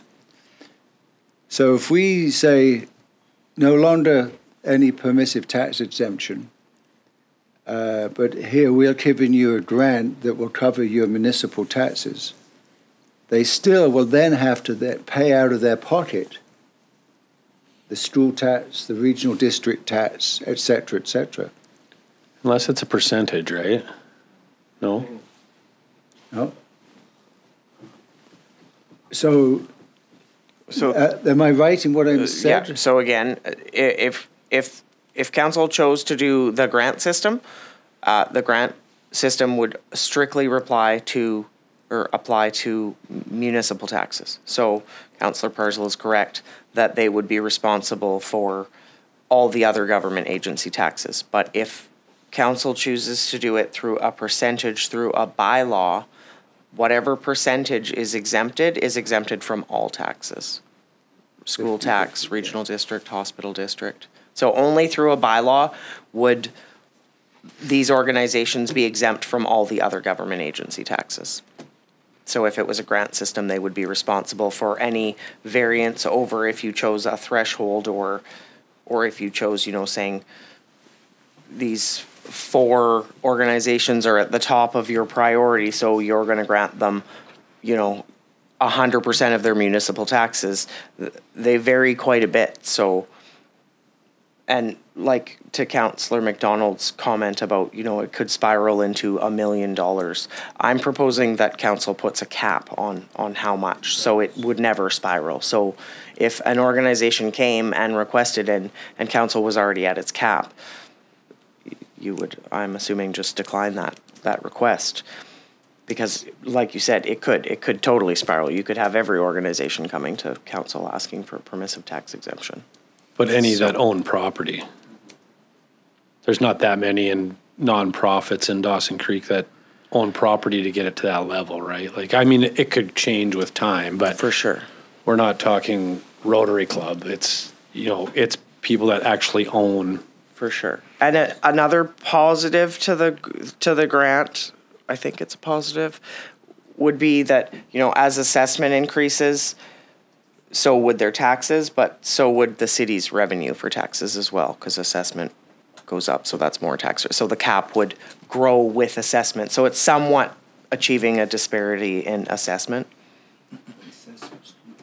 I kind of like the, the percentage-based bylaw, but I mean, to me, this whole permissive tax exemption is it's such a big thing and so confusing, and to me, simple is better, but I look at the complexity that it takes staff to come up with these numbers and formulas, and that alone makes me want to, look at something that's quicker, easier, and the percentage based just seems to make sense, where you could have 3 or 4 different categories, and if you fall in that category, you're 25%. If you fall in this one, you're 50. This one, you're 75. This one, you're 100. But yeah, I mean, there could be a cap, but I mean, there's only so many that are going to apply. But sorry, Councillor McDonald. Sorry, just being devil's advocate here. You want to start big brothers and big sisters in town. They buy a property, but we've already hit our cap. They provide a great social service to our community, but we've hit a cap, so we're just going to automatically deny them. Right? That's if there's a cap, yeah, I guess. Right. In an instance such as that, my assumption would be it would fall to council, and I mentioned earlier how you judiciously, dole out that, if we've got X amount of money and 5 new organizations apply, it would then be on us to say, okay, either your 5 fall out of eligibility, or we're diluting it accordingly to accommodate those new 5 ones. But the cap doesn't change. So, I mean, that would be my assumption, is that then that falls on us as a governing board to, expend the political capital and make that tough choice. For sure. Another thing I just wanted to bring to council's attention, just so they're aware when they're, thinking about how to move forward with permissive tax, is when we start the budget, any organizations that are granted through a bylaw, 100%, whatever the percentage is, that is of no effect in the city's budget. Like, we've already accounted for that not being revenue. So we never account for it as revenue and then deduct it. It's just automatically that's our starting point is whatever the assessment is of taxable value. So all of those exempted properties they're already accounted for. If that makes any sense. Do you understand what I'm saying? That loss of revenue. Yeah. So I just wanted that to be a factor when. I guess just Kevin, through to you and staff, like before we have more questions, like, do you have enough direction to bring something back to council? Because, I mean, that's the purpose of this. And the other part is I think we could talk for 2 more hours about this. And Yes, certainly, through your worship. But one thing that I was just thinking as listening recently is the other agency money is a big question, because that's going to dictate maybe what mechanism we use. What does council feel like the philosophy should be? We should be exempting those other agencies, or no? These groups should, they should have to deal with that. We'll only exempt our portion, because am I not correct, Terry? That's going to dictate maybe what method we even bring back to council. So that's an important one for us. And then I'd ask Terry about if she's got enough direction at this point.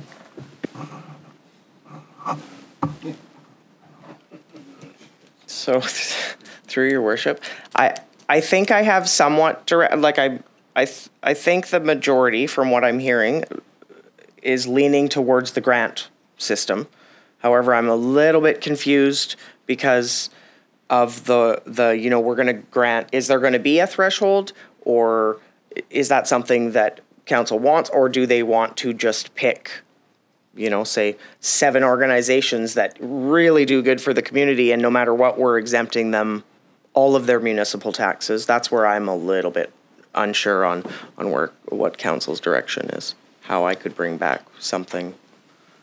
I think too, like, to bring back like dollar values is, to me, I'm a numbers person. Like, I see the percentages, but like, I don't know if I'm on the grant thing, or I think the percentage thing is cleaner and easier personally. That what you proposed, doing 175, 50, 25. It by far is the easiest, and the only thing is the other government agencies. Just all the rest of the taxpayers pick up that tax burden, and that's the only.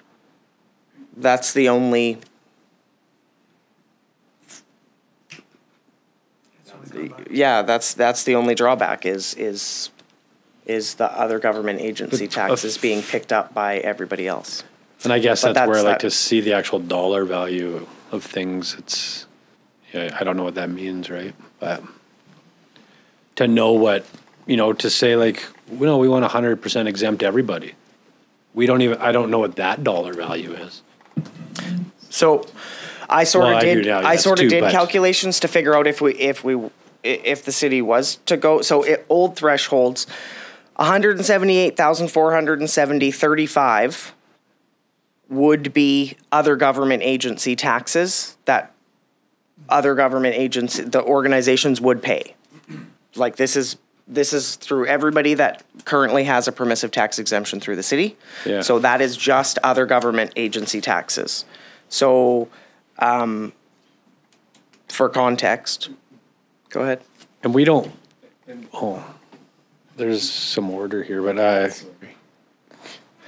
and I was going to say, and that includes city-owned facilities and statutory exemptions for places of worship? Yes. Is included in the 180,000 figure you just gave us? For other levels well, I don't government? See the statutory exemptions. No, that's just, Okay, yeah. Thank you.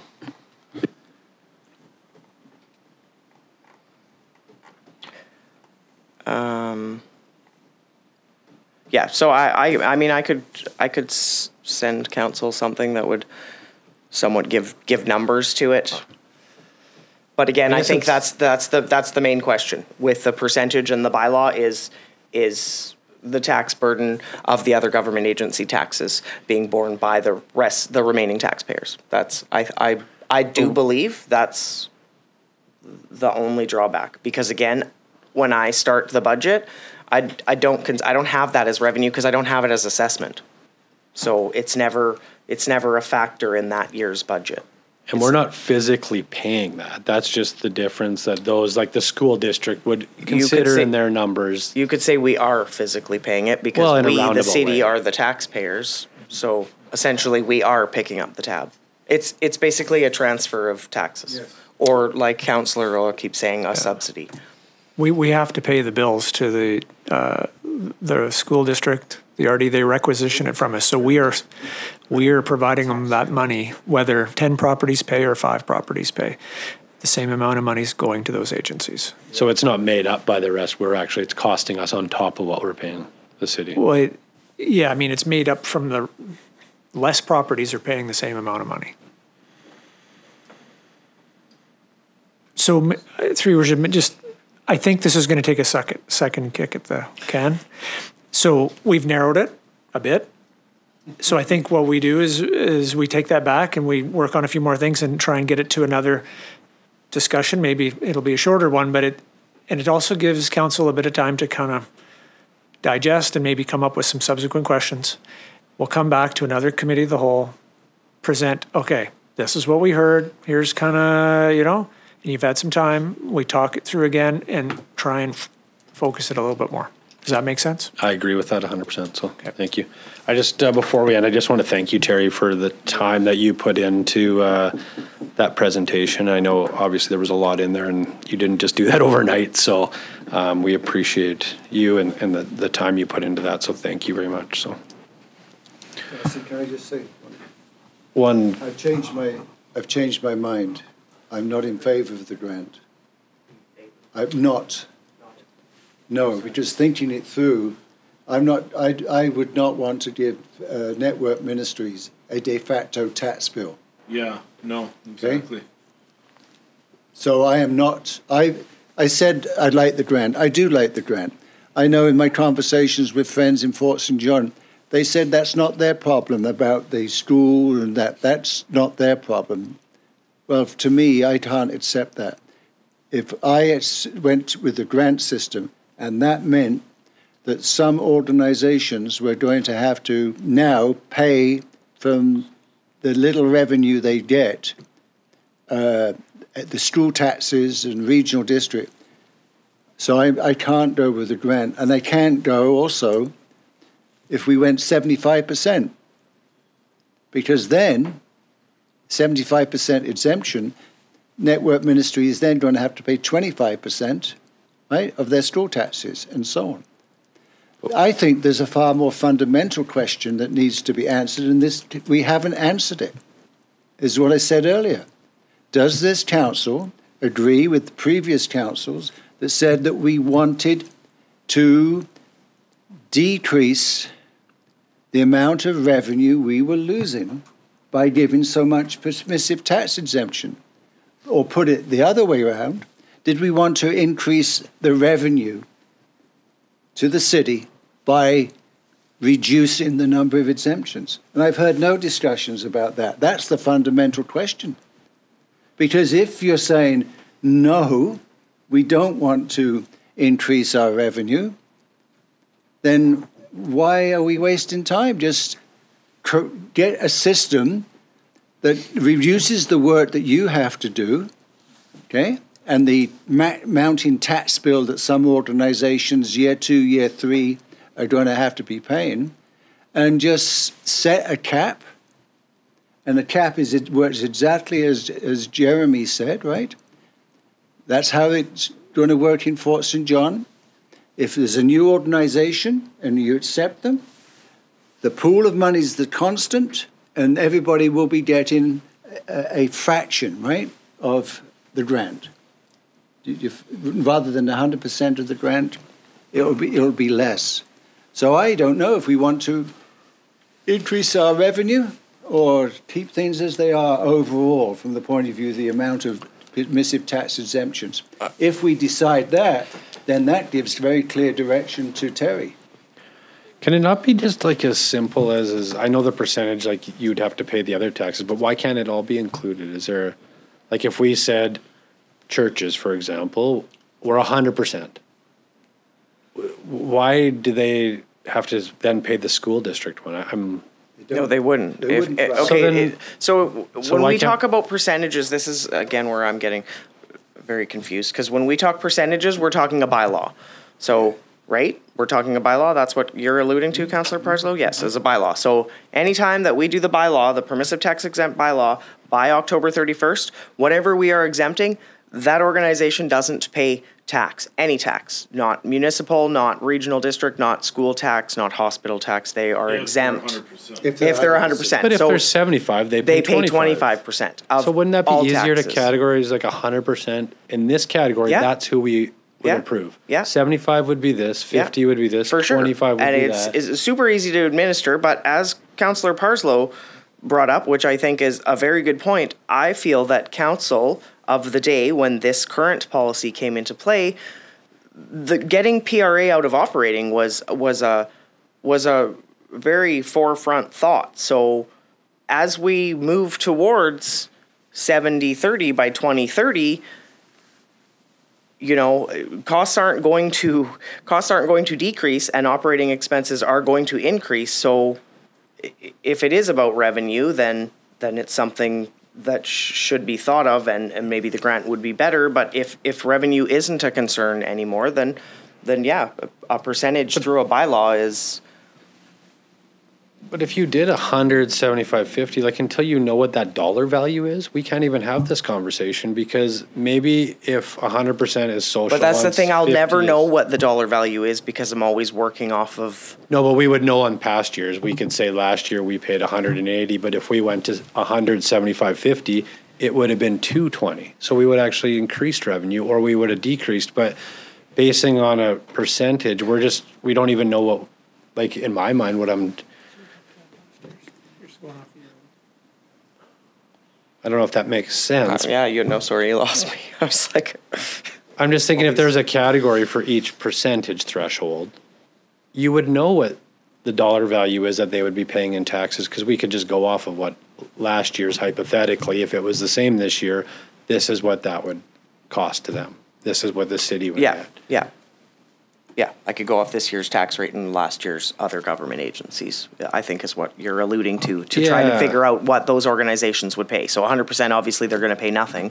75%, you're talking about how much municipal tax and other government agency tax they would bear, these Yeah, like organizations, what- and 50, yeah, that's something I could. And they might not like that because that might change on their assessment, but. Well, and that's the thing, as assessment increases, so will their taxes. Yeah, exactly. Like the golf course had a substantial. Exactly, so it doesn't deal with, assessment increasing by any means. Yeah. Just to Councillor Parslow's point about priorities of the previous council, I know for me, and I'm not, but the reason I kind of voted the way I did was, number one, not necessarily more revenue or less expenditure, but the notion of putting a structure in place to constrain the growth of a cost center. And that's, yes, it's not a direct subsidy, it's revenue foregone, but, there's two sides of a balance sheet. And the rationale for me was, this puts a structure in place that imposes some accountability and oversight and constrains the growth of this particular line item in our budget or the cost center, so that we can, as a responsible governing body, administer it accordingly. So my preference, as I said, is for simplicity. I like the idea of a percentage simply because the numbers or the amounts as cited come with their own set of complications. And I did like the idea of the 1% cap, but with the percentage subsidy, that kind of blows that out the window. But simplicity, I think, is key. And as I said, my priority remains, number one, put some structure to this to ensure there's some oversight and accountability and that we can articulate to the public why we're doing what we're doing. And two, constrain the growth of a cost center. Thank you. Terry? I'll be super quick. Sorry. So what I'm hearing is that now the majority of council is for a percentage through a bylaw. Based on heightened criteria? Merit, yeah. Yes. I think if that was brought back to us. For sure. No, that's fabulous. Thank you. Yeah. Okay. Thank you very much, Terry. I am going to move on. So thank you, Terry, and everybody else. So our next order of business, where are we here? 16 point. Actually, I'm just going to vary 16.2 and move to 16.3 just because Staff Sergeant Moffat is here. So we'll just get her in and do 16.3 and then we'll go back to 16.2.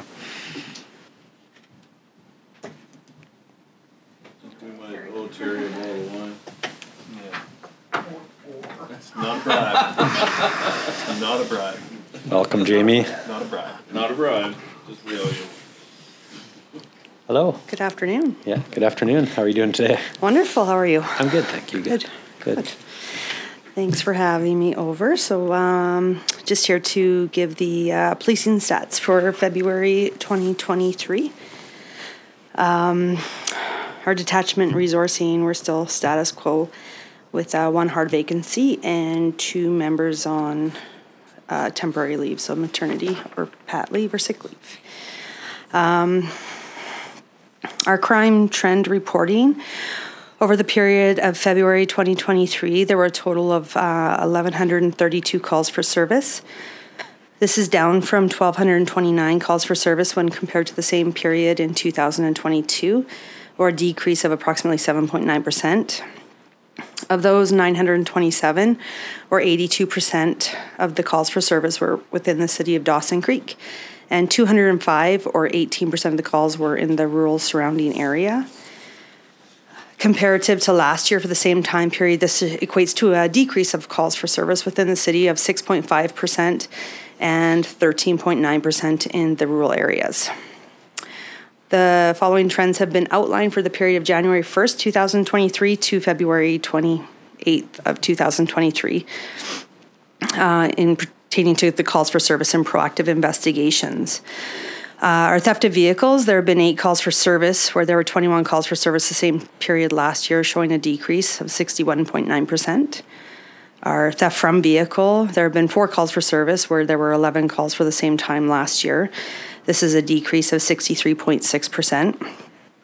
Break and enter to residents, there were 3 calls for service, where there were 6 calls for the same period last year, showing a decrease of 50%.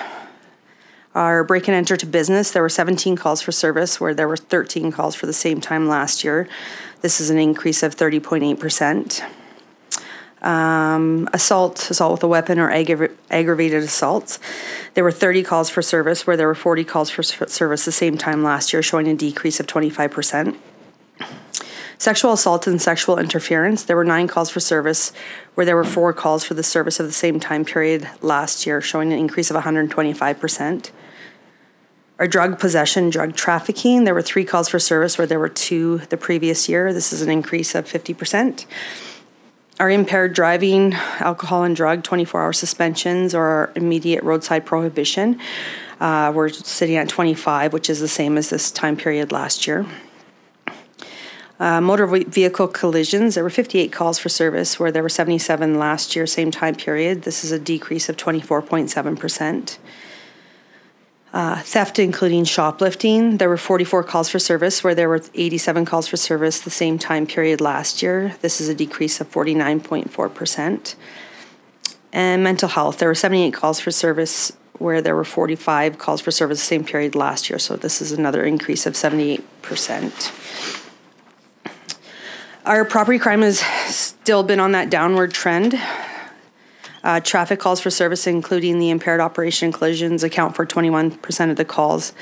The increase of the collisions is directly attributed to the winter driving conditions. Our mental health related calls are still accounting for a majority of police calls for service and show a marked increase from the previous year. And just on our Peace Region Crime Reduction Unit update, like I said, our property crime is still trending down in Dawson Creek since its peak in September 2022. There are fewer theft of and from vehicles, as well as residential break and enters. Commercial break and enters increased, however. The Dawson Creek RCMP and the Peace Region Crime Reduction Unit have arrested a subject whom is believed to be responsible for multiple of these business break and enters, and that matter is still under investigation to be presented to the courts. And that's all I have for you today. Thank you, Jamie, or Staff Sergeant Moffat. I will open it up to council. Then I have a few questions at the end. Councillor Earl? Thank you. So I have two questions. The first, with respect to mental health calls, is this a reflection of more people struggling with mental health, or is this, how much of this is due to that, and how much is maybe changing definitions of what constitutes a mental health issue as opposed to something that more comfortably would have just been classified as crime once upon a time? There's now a mental health component recognized. That's a question I can't really answer, but yeah, and I don't want to specific, but in your sense as a law enforcement professional, sensibilities have changed, presumably in recent years, around how to deal with certain types of calls and things that maybe wouldn't have been recognized as mental health 10 years ago are now. I think like our ability to recognize, but I just think the increase is just still from our social impact with COVID, our resourcing issues, and not being able to connect people where they need to be connected, or them choosing to go or stay. Okay. I don't think it's a revelation of because of learning different illnesses. Yeah. Okay. Thank you for that clarification. And secondly, and I asked your colleague last time when he was presenting to the Committee of the Whole, but we are 3 months now into decriminalization. How has that appreciably changed the nature of your job, and what should we as a council be more mindful of that maybe wasn't a consideration 3 months ago? You know, honestly, there hasn't been a noted increase or decrease in anything. We're kind of status quo in regards even our drug reporting, and even dealing with our community members. There hasn't been a significant change as of yet that we've noticed. Okay. Cool. Thank you very much. Thanks, Councillor Earl. Other discussion? I had a few, Jamie. I guess a couple, just for some clarification in the community, the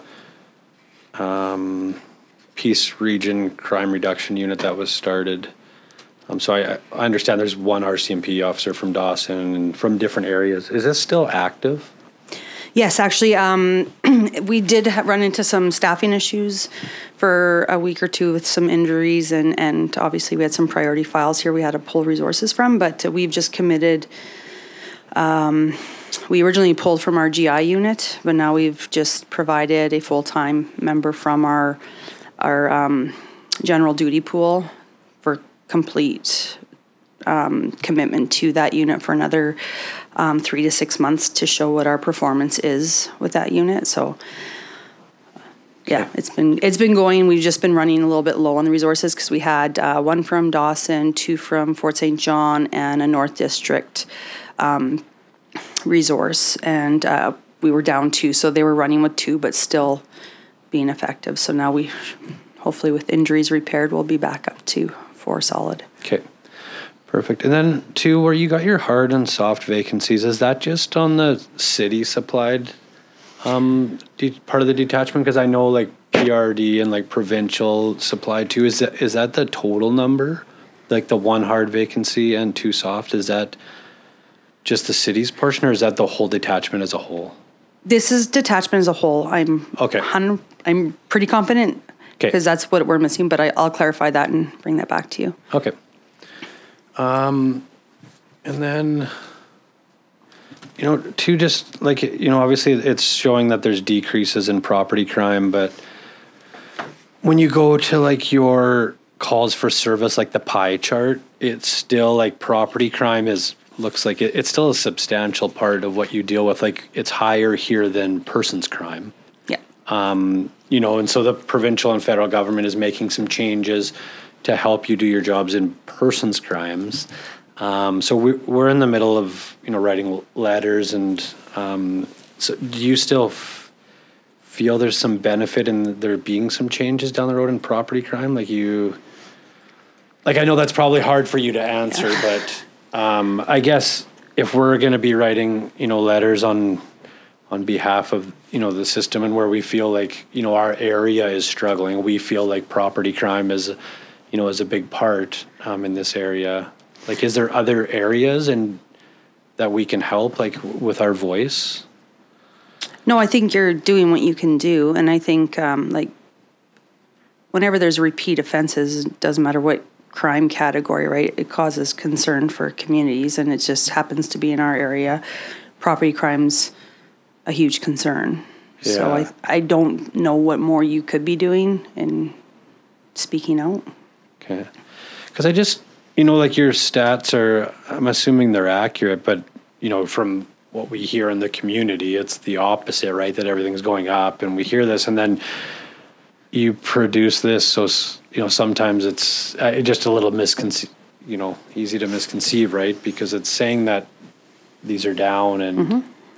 But these are the calls we're receiving or that we're responding to, right? So if residents aren't calling, we don't know what's happening. We don't know where to target our resources, right? And so that's why we always strongly encourage people, regardless if they think there's something we can do or not, because sometimes we can't. It's a week after the fact. There's no evidence left, but at least we know that area has been affected.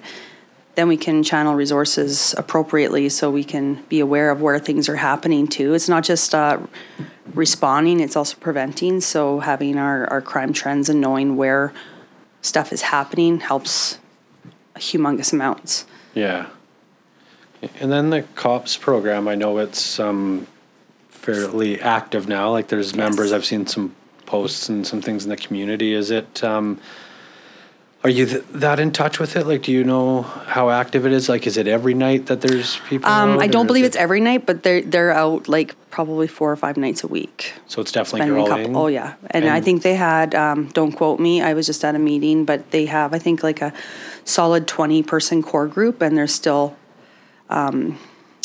recruiting and getting more people involved and interested. So they're spending a lot of hours and miles out there, which is great to see. And how much does that, because you've been here kind of, I guess, in the middle of all this when we didn't have it, and like, is it like a substantial help to the members, like having that extra set of eyes in that program? Like, does that help a bit with what we're seeing? Oh, for sure, yeah, because it's another set, and there's things are getting reported, called in, things that look suspicious, then we can get to and check out. So either we're preventing or identifying people. So yeah, it is a very big help. Yeah, okay. Okay, I think that's all I had. I don't know, did anybody else? No? Okay, well, thank you again. Thank you very much. For coming in. Yeah, you bet. Have a nice day. You too. Thanks. All right, we'll go back to 16.2, report number 23-049 from the Deputy Corporate Officer regarding Council Code of Conduct Policy. So I don't know if anybody, well, I'm assuming everybody reviewed it, but if there's questions, Joe did put this together and is not in today. So if there is some, we could, Kevin and Brenda will do their best to answer. If not, we can defer this if there's more until Joe's back. But I guess I will open it up. Or I don't know if Kevin, if you wanted to start. Yeah, so through your worship, Joanna just taken what she'd heard from council away the last time. There were some questions around some conduct while out of town and traveling, councillors. And anyways, kind of took that away, refined it, checked on some legal aspects. Just wanted to bring it back. Make sure that didn't miss anything, and if council is feeling like we're close or we're there, she was going to just formalize and bring it back in the regular meeting as a proposed policy. Okay. Thank you, Kevin. Councillor Parslow?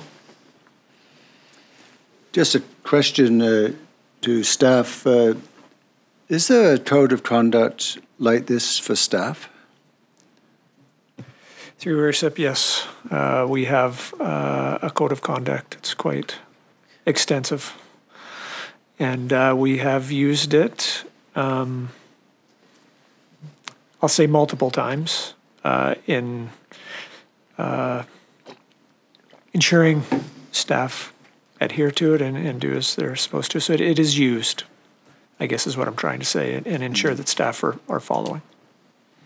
So this is for excluded staff? Because presumably union stuff's covered by other documents. This is all staff. All staff, okay.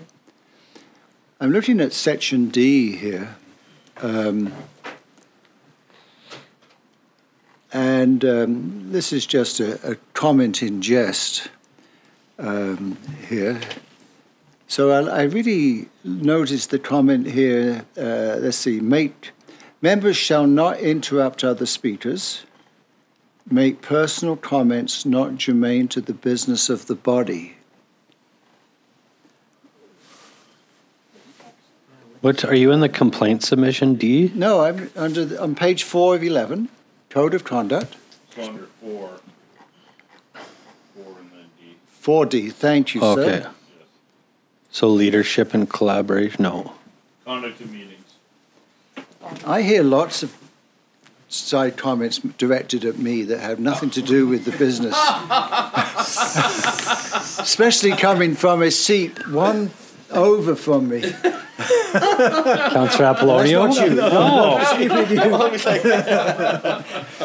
One, I'm only kidding. I two love over. I Did love you, it. No, I'm okay with it. Thank you, Councillor Parslow. As long as we're not too anal. Is there any other? No? So it'd be fair to say we could have Joanne bring, okay. Yep. No, thank you for that. Thank you. All right, our next order of business is recessing to the closed meeting. So to make a motion to recess to close, 17.1, resolution to move into the meeting of council closed to the public. Agenda item 3.1, section 90 minutes, as previously noted.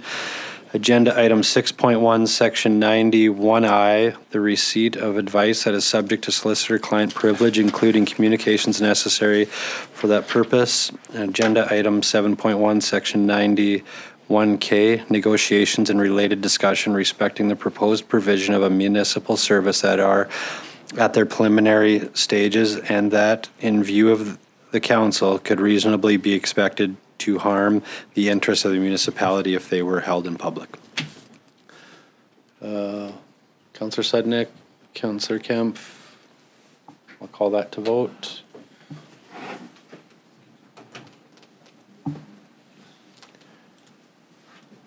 One more, Councillor Parslow?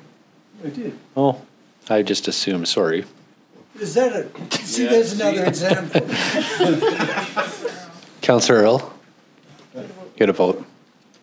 We haven't voted on anything this The vote is closed and it's carried. All right.